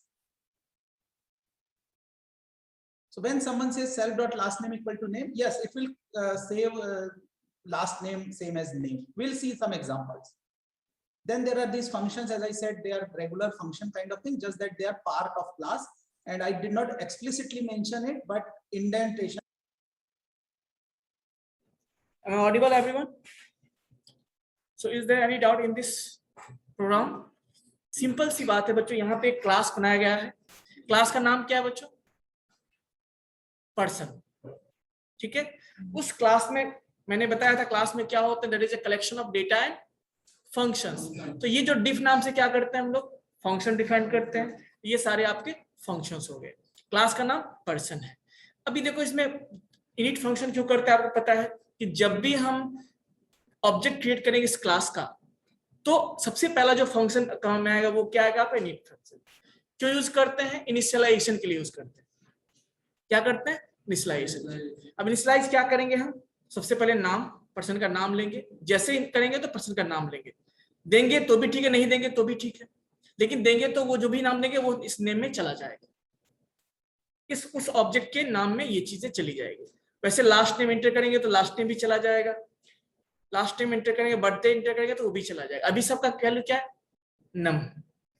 अभी birthday हमें नहीं चाहिए, लेकिन हमने करके रखा है. तो यही इसमें बताया गया है. ठीक है, next. Plays a role. Every member of this class has to be indented with respect to the keyword. Okay, so this function, and you can clearly see this is the body of first function, this is the body of second function, and so on. Because my screen becomes very small when I put font size big, so not much is visible. Maybe late, or maybe I'll just reduce it a little bit, so you can see that this whole class is nicely indented. Okay, it may not be readable much, but it is nicely indented. Indentation मतलब समझते हो किसके अंदर में कौन है, कैसे पता चलेगा? Last name हेल्प से पता चलता है. So because I did not set birthday during initialization, maybe someone will tell what the birthday is. So I need to give a routine to set the birthday. Again, even though I can directly call birth date member from outside, it's a good practice to have this what is called getter routines and setter routines. This help in debugging and all.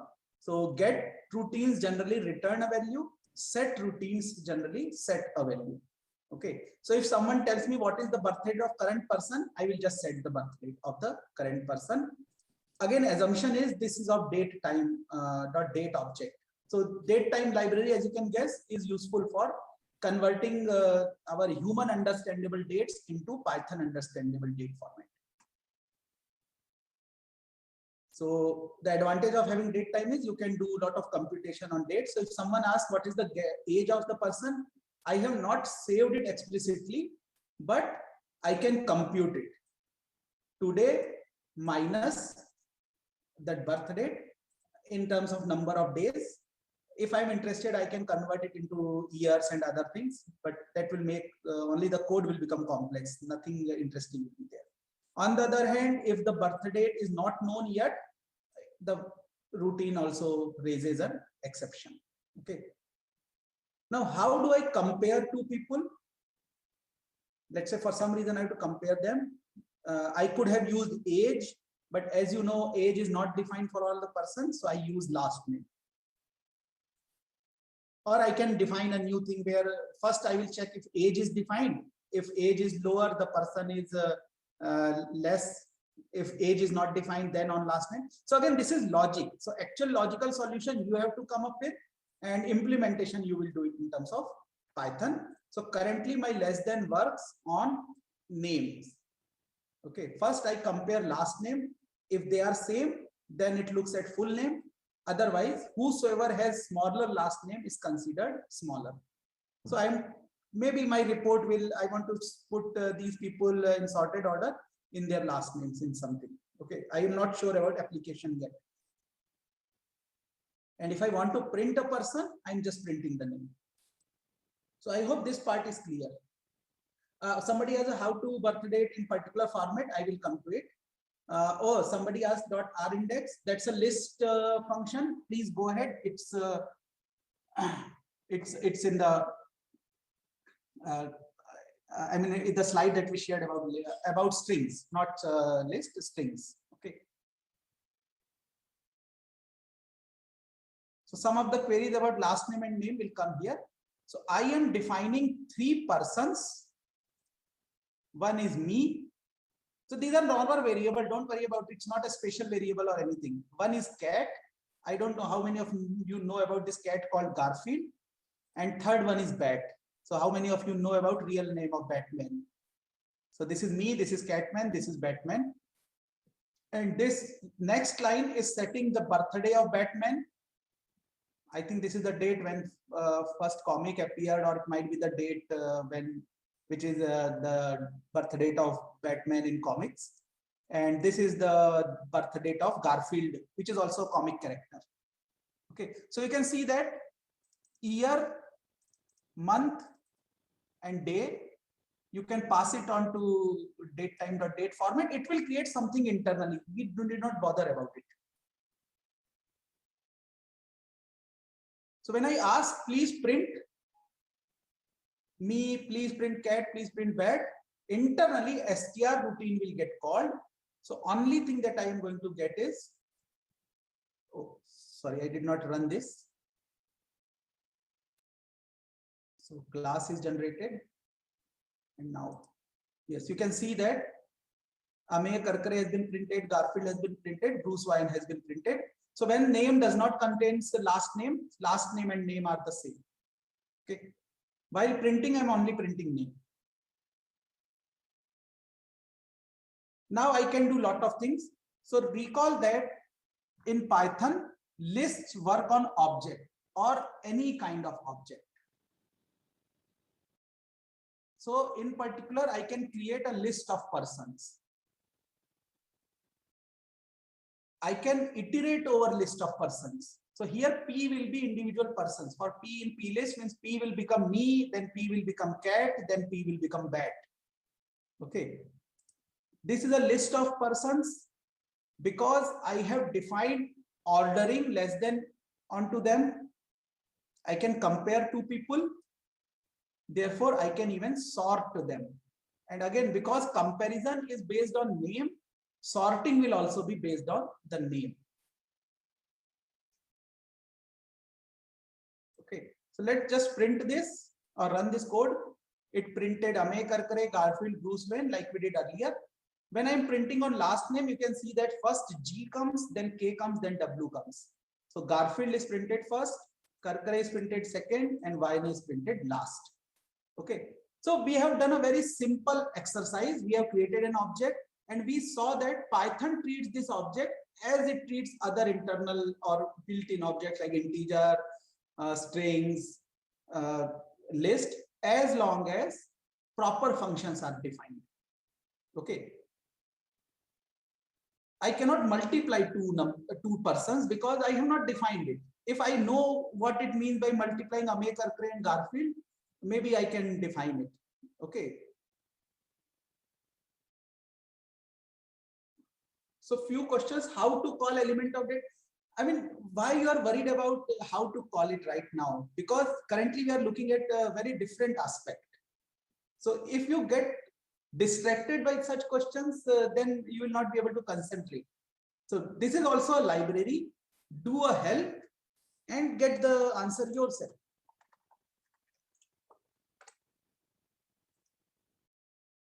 Okay, so you have lots of functions here.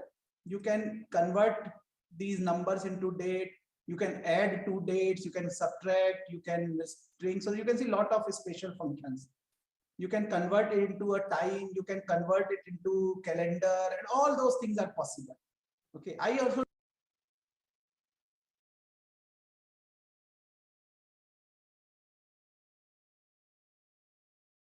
Am I audible, everyone? Online students, confirm. Yes or no? Okay, so in this session, as you can see that if you have to know some special things or different things about that any object, जैसे date time के बारे में आपको कुछ पता करना है, तो आप कैसे डेट टाइम पता करोगे बच्चों? By using help function.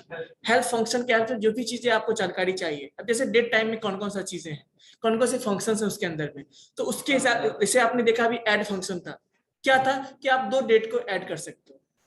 तो इस तरह से बहुत सारे फंक्शन उसके अंदर हैं। तो क्यों करेंगे? जब हम फंक्शन को डिफाइन करेंगे अपने हिसाब से, तो वैसे फंक्शंस को हम यूज कर सकते हैं। तो जब प्लस यूज करेंगे तो उसके हिसाब से वो डेट टाइम को ऐड कर देगा, तो उसके लिए हम लोग यूज करते हैं। ठीक है, तो आप उस फंक्शंस को का फॉर्मेट दिया गया, आप उसको अपने हिसाब से मॉडिफाई कर सकते हो। ठीक है, You don't know what exactly will happen, customer and employee. And when I say above, below, tax return or PAN number, but once you try to open an account, they will force you to have a PAN number. So we have to now start worried about those things. So this is called inheritance. In a way, we are building a hierarchy of types. Okay. And this hierarchy, a type X inherits attributes from any type Y above it in the hierarchy. So we have created this hierarchy: person, below it is bank person, below it is in customer and employee. And when I say above, below, I am talking about with respect to this image. You can very well draw it upside down, then person will be at the bottom and bank person will inherit attributes from what is at the bottom. Okay.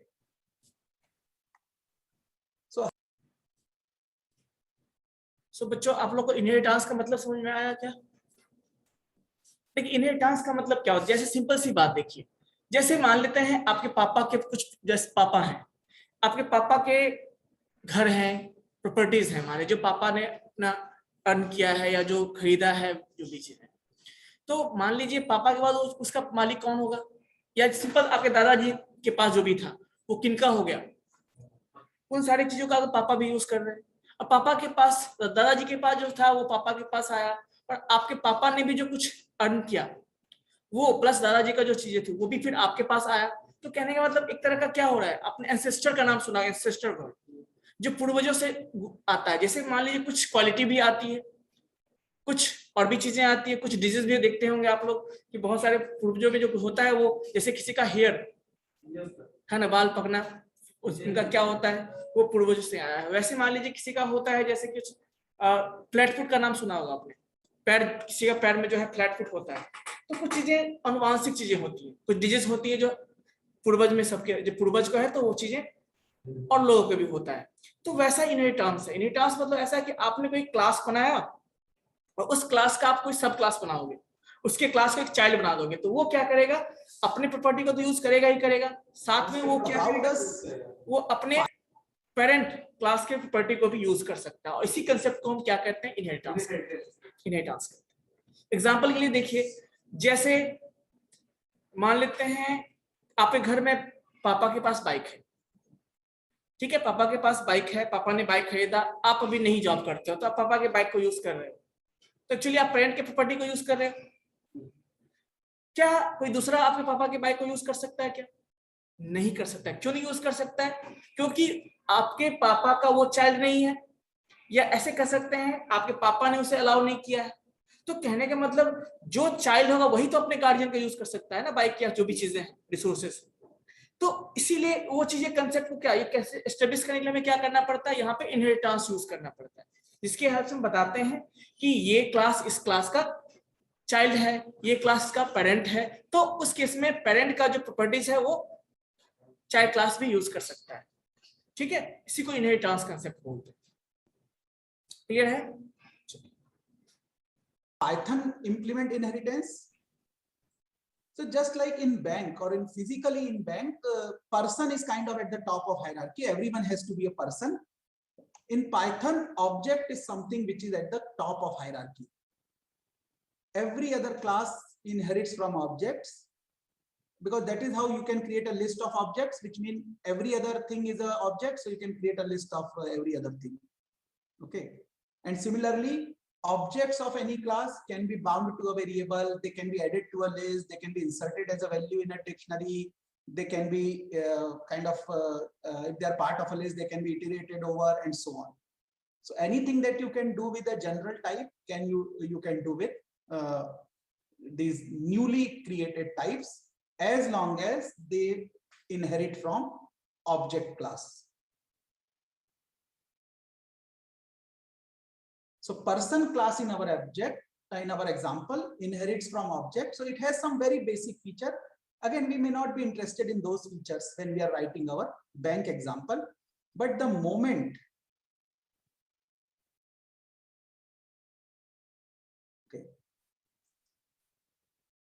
so I did not start recording. So thank you for bringing this notice. But anyway, this will get recorded on YouTube. It's getting shared live. Okay, so I will copy from there and keep it.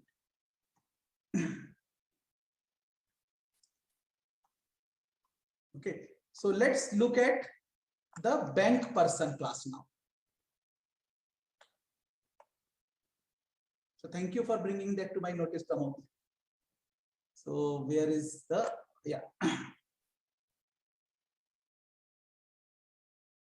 So let's think about what bank person needs, which is not there with person. So now once you go to a bank, and if I think almost all of you will have a bank account. If you don't, your parent must be having. So nowadays every bank assigns what is called a customer ID. Okay. So the moment you become a bank person or you think about creating a bank account, getting the associated bank, you will need an ID. So now what happens? When I am trying to create a bank person, first thing, this bank person cannot exist in air. It has to be a person. So anytime I want to create a bank person, I am also creating a person. Though it looks like I am creating two different objects, one bank person, one person, it's really not like that. What is happening?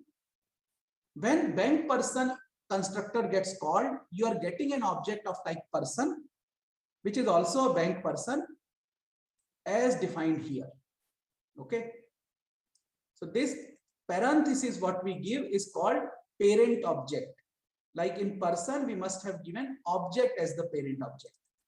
Like in complex number, we did so. At that time, I asked you to ignore it, but now you can see that person is an object. Similarly, bank person is a person, which in turn is an object, right?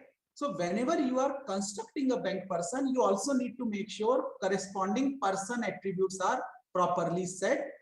And therefore, you are just calling this init function to set those attributes.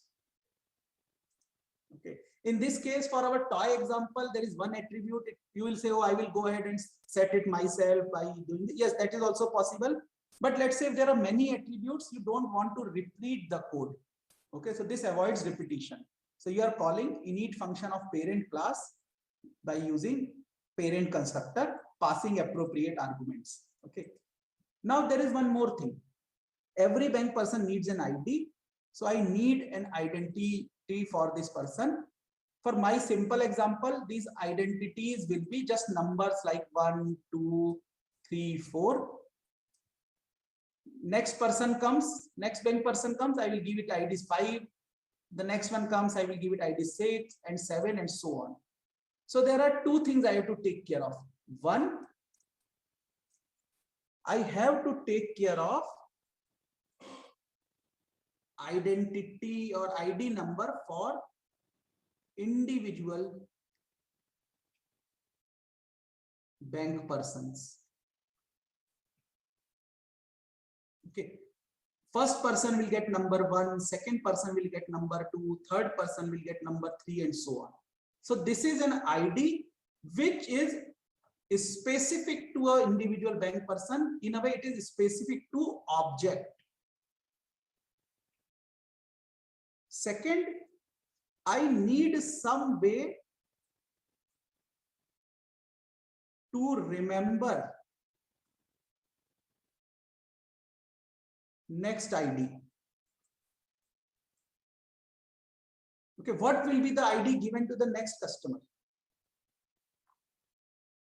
Okay, now note that this next ID is not specific to a customer, because when it was customer 1, the ID would be 2. When it is customer 2, the ID would be 3 and so on. Okay, so it's not anything which is, I am not cared about what will be the ID of the next person who comes. I am not worried about what will be the ID of the 10th person which comes.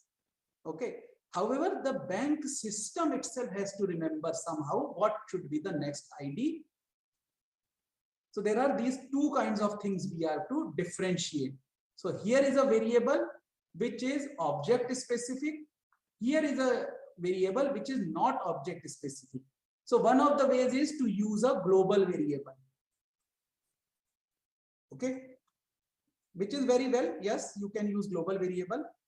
But then let's say you have persons, you have computers in bank, you have let's say almiras in bank, files in bank, everything will have some kind of numbering scheme.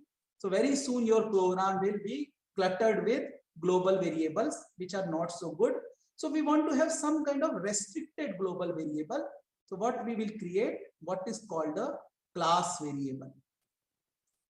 So globals are not very good idea, because others can see and they can access, and it clutters your code. So, and it again, you have to remember that this global variable corresponds to persons, this variable corresponds to files, this variable corresponds to computers and so on. So we would like to make sure it is also a member of class, but not a member of individual objects of that class. So understand this distinction. So I will give you 1 minute because somebody is asking attendance link. I had already shared it. Let me share it once again.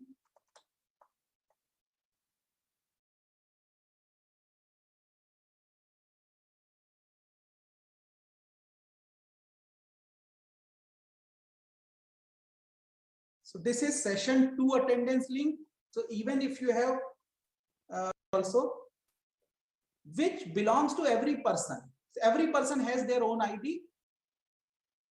इसका मतलब ये देखिए ये है कि मान लीजिए bank person जो आपने बनाया एक पर्सन है, ठीक है। पर्सन बैंक के सर्विसेज को यूज करेगा, उसे क्या करना होगा, बैंक में रजिस्टर करना होगा। वो जैसे ही रजिस्टर करेगा तो क्या होगा, आपको पता है हर एक बैंक एक कस्टमर आईडी प्रोवाइड करती है। तो मान लीजिए बैंक खुला, नया बैंक खुला है, अभी कोई भी कस्टमर नहीं आया, तो फर्स्ट कस्टमर आएगा, उसे एक आईडी देगा, सेकंड कस्टमर आएगा, उससे भी एक आईडी देगा, उसके बाद एक कस्टमर आएगा, उसे भी आईडी देगा। तो ये चीजें हम करेंगे ये ऑटोमेटिक, जैसे कोई आईडी को हम ऐड करेंगे ऑटोमेटिक जनरेट होगा ये आईडी। जैसे हम किसी मेंबर को अकाउंट होल्डर बनाएंगे हम अपने अकाउंट में, अपने बैंक में, उसका एक आईडी ऑटोमेटिक जनरेट हो जाएगा। ये कौन करेगा जनरेट? सिस्टम जनरेट करेगा। कौन करेगा? सिस्टम। तो वैसे ही देखिए, जैसे ही कोई फंक्शन, कोई बैंक पर्सन बना, मतलब बैंक का एक ऑब्जेक्ट हमने बनाया, और जैसे हमने ऑब्जेक्ट बनाया क्या होगा, जैसे हमने ऑब्जेक्ट बनाया क्या होगा कि उसका नाम लेंगे, इनपुट लेंगे हम, और नाम जैसे ही लेंगे तो वो नाम क्या है, पर्सन में चला जाएगा, person.init फंक्शन कॉल होगा, वहां पे उसका नाम चला जाएगा, और उसका आईडी, सेल्फ आईडी उसका क्या होगा, जिस ऑब्जेक्ट के लिए कॉल किया उसका आईडी एक जनरेट होगा, वो ऑटोमेटिक क्या चला जाएगा, नेक्स्ट आईडी उसमें चला जाएगा, उसके आईडी में क्या चला जाएगा, नेक्स्ट आईडी जो होगा वो उसके वैल्यू में चला जाएगा। और बैंक पर्सन नेक्स्ट आईडी क्या होगा, अब +1 से हो जाएगा।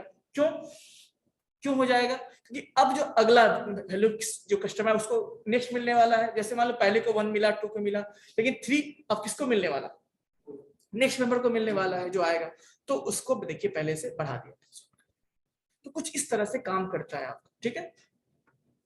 But then there is a variable called next ID which belongs to the class bank person, which is not specific to a customer. Okay, so in my example, yes, I have created a class variable.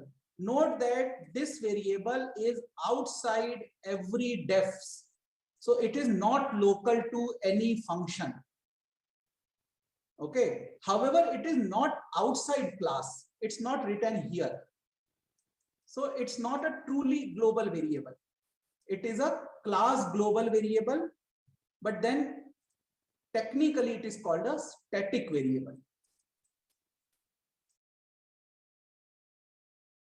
So static variable in a class. Okay, so as some of you are saying, yes, first person here will get ID 0 as because of my code, but I could have very well set it to 1. I could have very well set it to 1001. So first time it will be 1001. After that, every time a new person is created, I am incrementing it by 1. So next person will be 1002, third person will be 1003, 1004, and so on. Okay, so note that once again, I am using it with some qualification. If I just use next ID, it will become a local variable. So I have to say bank person dot next ID. I am using class name instead of object name. So all these distinctions are syntactic things. Different languages provide different ways to use it. Okay, but the idea remains the same. You have to distinguish between what is a object variable, what is a class variable, and what is a program variable, global variable, and things like that. Okay.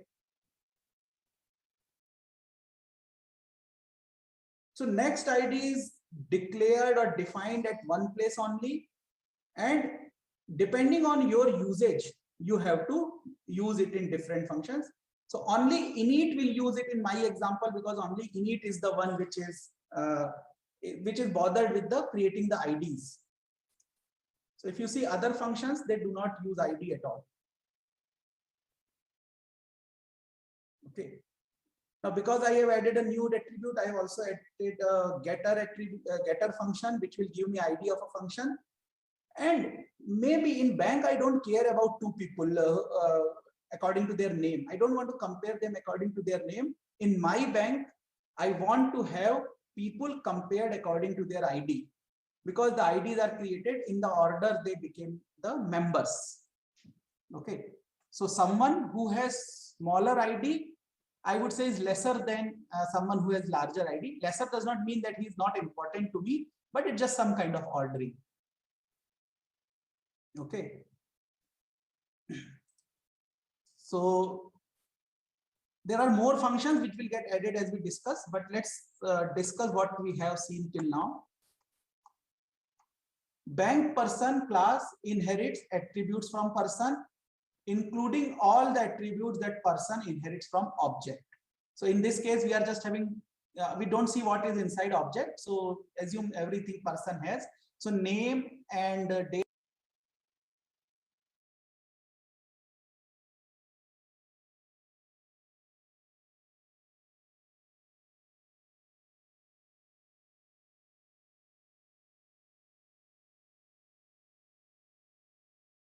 Have an ID.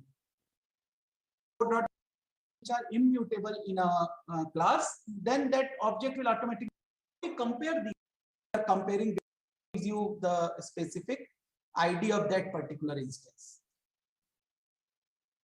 Okay, so I hope this is clear.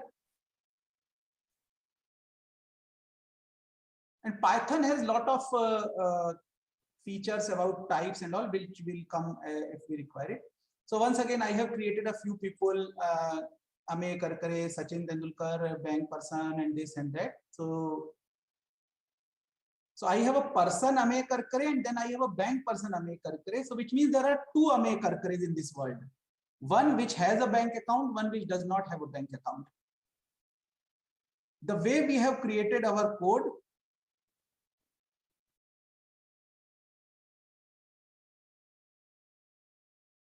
Sachin will get bank ID as 0, this will get bank ID as 1, this will get bank ID as 2. Okay, because first person gets ID 0, second gets 1, third gets 2. And then I am doing a lot of stuff here. Okay, so before I go forward, let me comment a couple of lines here which are not very important. I will discuss them in a while.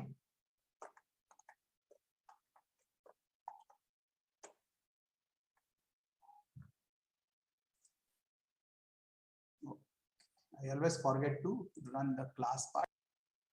Am I audible, everyone? तो बच्चों हम लोग 40 या 45 minute का break लेते हैं और then class को फिर कंटिन्यू करेंगे, ठीक है? और जितने भी बच्चे हैं सारे ज्वाइन रहेंगे, है ना? और बस रिकॉर्डिंग ऑफ रहेगा, ठीक है? तो नेक्स्ट सेशन में आप लोग 45 मिनट के बाद आप लोग ज्वाइन कर सकते हैं, ठीक है? या कोशिश कीजिए कि लिंक ही रहिए, है ना? क्लियर है बच्चों? आप लोग भी नाश्ता वास्ता जो भी है कर लीजिए, खाना खा लीजिए, फिर कंटिन्यू करते हैं। कोई दिक्कत? ओके, बाकी ऑनलाइन बच्चे क्लास इसी लिंक से ज्वाइन करना है आपको, है ना? लिंक क्लोज नहीं होगा, इसी लिंक से ज्वाइन करना है और सेकंड सेशन में जो ब्रेक के बाद, ठीक है? Okay, so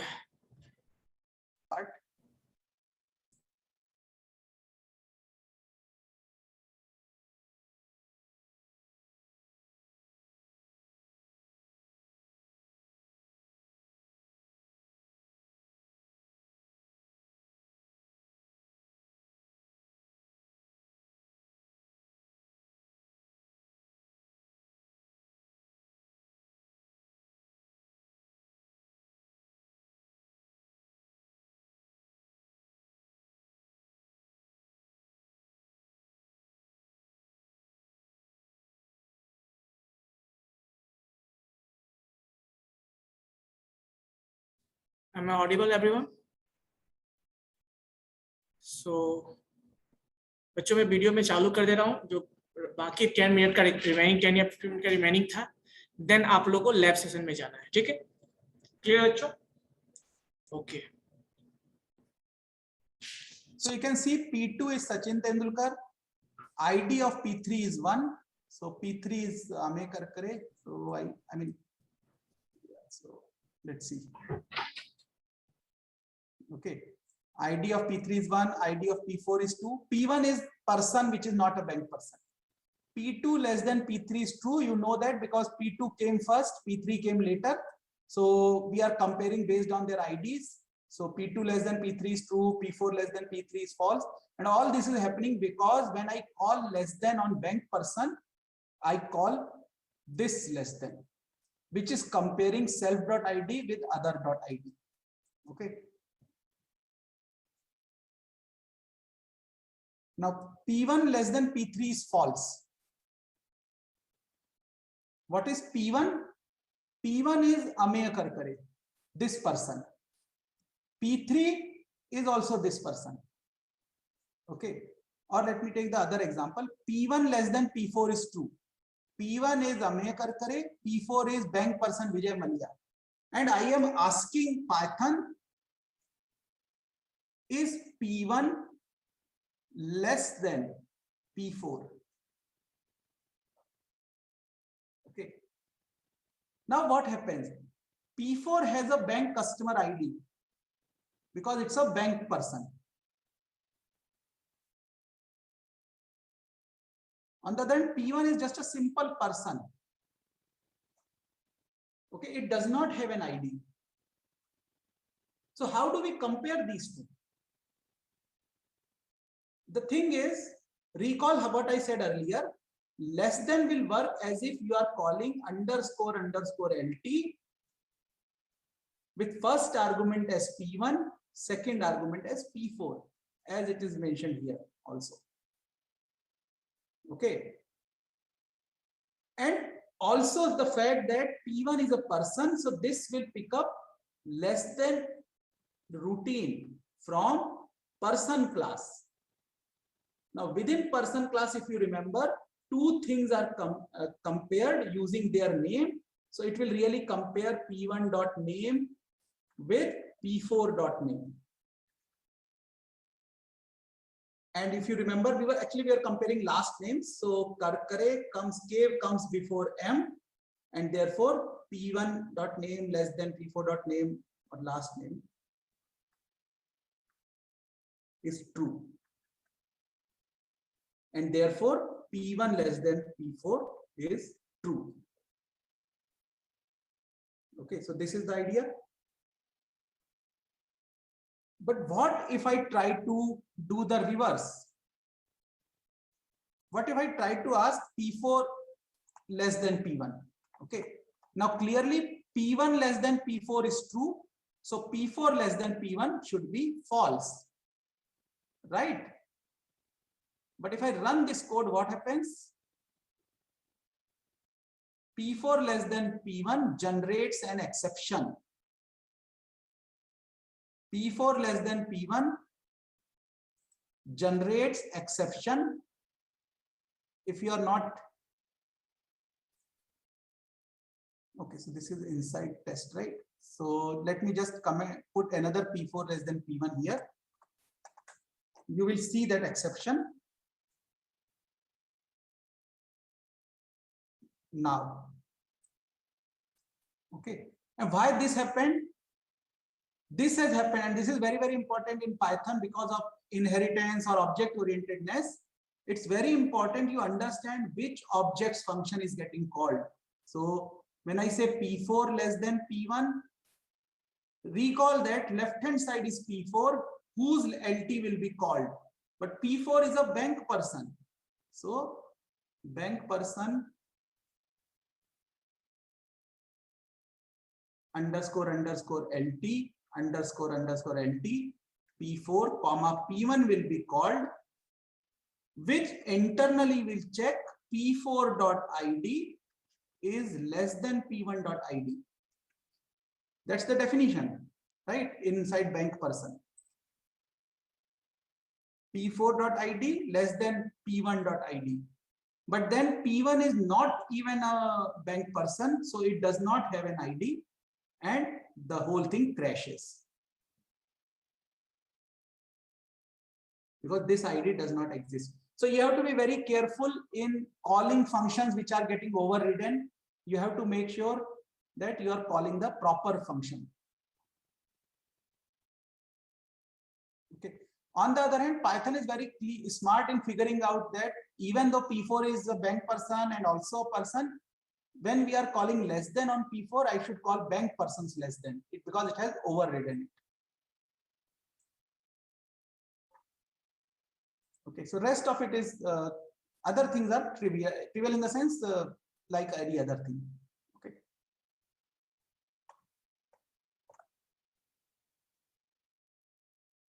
So just a few things about class variable. Class variables belong to a class.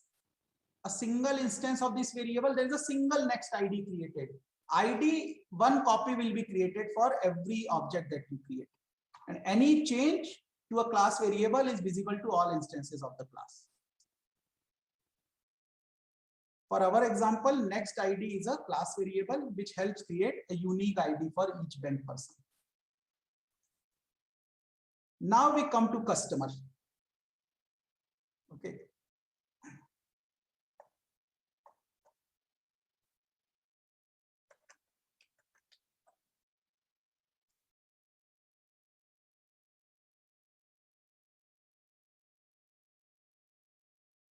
So a customer is a bank person.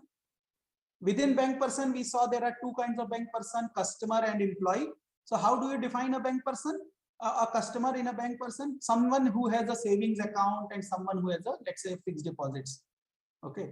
So this is a bank person with savings account and fixed deposits. So once again, when we register a customer, really we have to create a bank person with the same name. Internally, it will create a person with the same name. Okay, and all these are single objects, same object. But then we add two more attributes, savings accounts and FDs. Okay. Later we have code for adding more savings account. So as you can say, it will update the list which contains savings account. We have another FDs, add FD account. So because see, FDs and savings are not fixed, they can get added or they can get more and more numbers as time progresses. Okay, so you can create new FD. So new FD will be added to your account. And here I can tell you that how to create an immutable object. See, because my class uses mutable objects, the customer that I will create will also be mutable because its state is getting changed. Instead, if I have all the variables which are immutable in a class, then that object will automatically become immutable because I cannot change anything. So this is a mutable class now. Till now we were having immutable things. Okay, and then maybe your FD gets matured, so you can remove it. Maybe you can also add removal of things. So nothing is much special here as far as our class understanding is concerned, but there are few things. Okay, I have created a routine here called clone and sort. Note that this particular routine starts with an underscore. So this member is considered private. So many people are asking about access rights or this private public thing in Python. So Python classes do not support private modifier, public modifier, and so on by protected. So the way it works is if a routine has name starts with underscore, it is considered a private member. Okay, you should not be calling this from outside the class. Only class members should be calling these routines, or class method should be calling these routines. What it does, it creates a copy of the account, whichever account you want to clone, and then sorts it and returns a clone. We'll see why this is there for some small thing. Okay, so when someone asks me, give me a list of your savings account, I am not going to give you back the savings account list directly. I am going to give back a copy of the savings account in sorted order. If someone asks, give me all the FDs you have, I am going to give the person a list of FDs, but a copy, not the originals. Okay, so why this is important? Recall that these lists in Python are passed by reference. I'm not sure if Professor Atul covered it or not, but lists are passed by reference. So if you give back the same list, any change you make will be visible. Okay, so it's like giving the key of your locker to someone else. You don't want to do that. So here are a few examples once again. And note that this time we are not overriding less than. So less than will still depend on IDs. We are not overriding str function. So str function is still using from person class. Okay. So for example, when I say print P2, P2.str gets called, underscore str gets called, which comes from person, because customer class has not overridden that.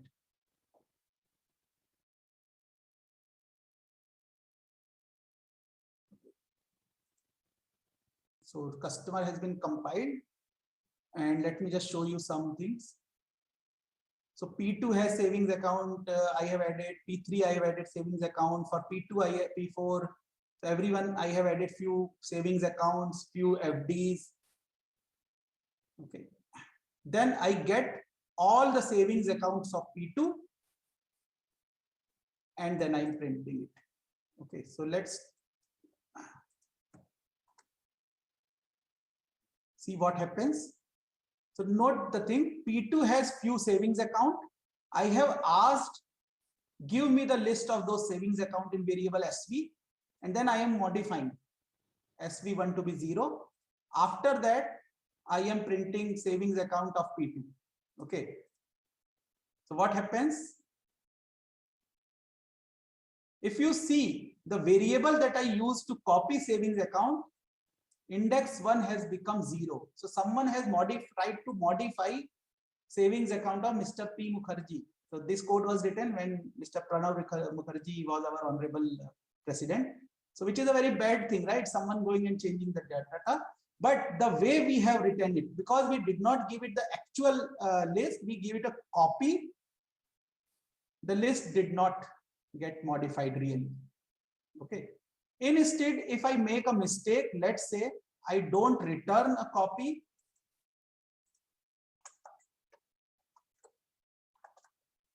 I just returned self.save. You will think, oh, I already have a list. Someone is asking for all the account. Why not just return it? Now you will see the difference. Because lists are passed by reference in Python. So anyone outside who changes the account information, it gets reflected inside the object also.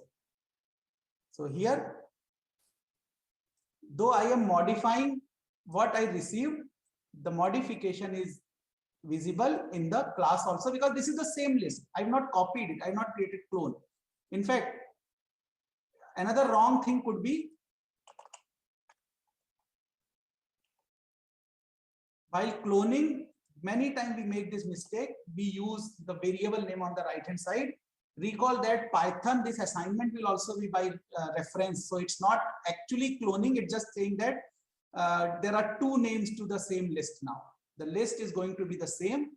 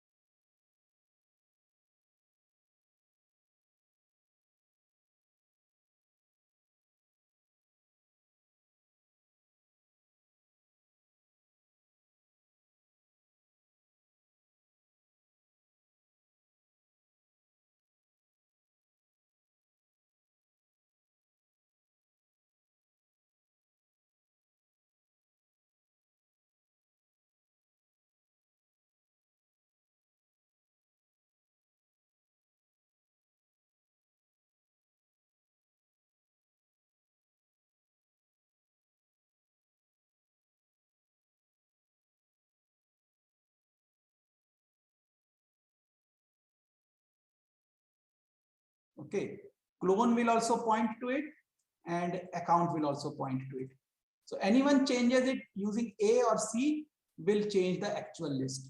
So to make a clone, recall the way of slicing, which creates a slice copy of entire thing. So I have to use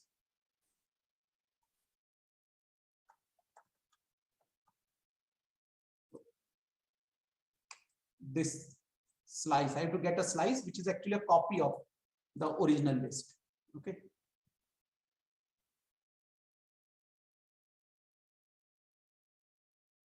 And then, as I had done earlier, because everyone is an object, I can create a list of objects. But then in this list, because I have certain customers, certain person, certain bank persons, and so on, I want to print things differently for different people. Okay, only if my list contains a customer, I want to print details about savings account. So I can use type to figure out which of these are persons, which of these are not customers, which of these are bank customers, and so on. Okay, see, in this case, because of my simple example, the list is created right here. I know P1 is a person and P2 is a customer. But in reality, this list may come from somewhere else. It might be corrupted. So types will help you filter only those people who have certain specific type, or they are of a certain kind of object. Okay. So only for customers, I want to print all savings account and fixed deposit. So you can see that for customer P Mukherjee, I am printing all the savings account. For customer Ame Karkare, for Vijay M. But there is a person. Okay, so let me just change this to other. Okay, nothing will be printed for this Ame Karkare other. Am I audible, everyone? Online students? Yes or no? Yes or no, bachcho? Am I audible? So it's lab time, so you are allowed to do lab. Okay, so आपके पास computer है तो अपने computer पे lab कीजिए. बाकी जो offline बच्चे आए हैं वो लैब में जाके अपना लैब कीजिए, जितना चीज आप लोग सीखे हैं. क्लियर है बच्चों? यस और नो? सो इस लैब टाइम जितना चीज आपने देखा है, कैसे ऑब्जेक्ट होता है, कैसे क्लास बनता है, इस चीजों को आप इम्प्लीमेंट करके आप देखिए. ठीक है बच्चों? क्लियर? ओके.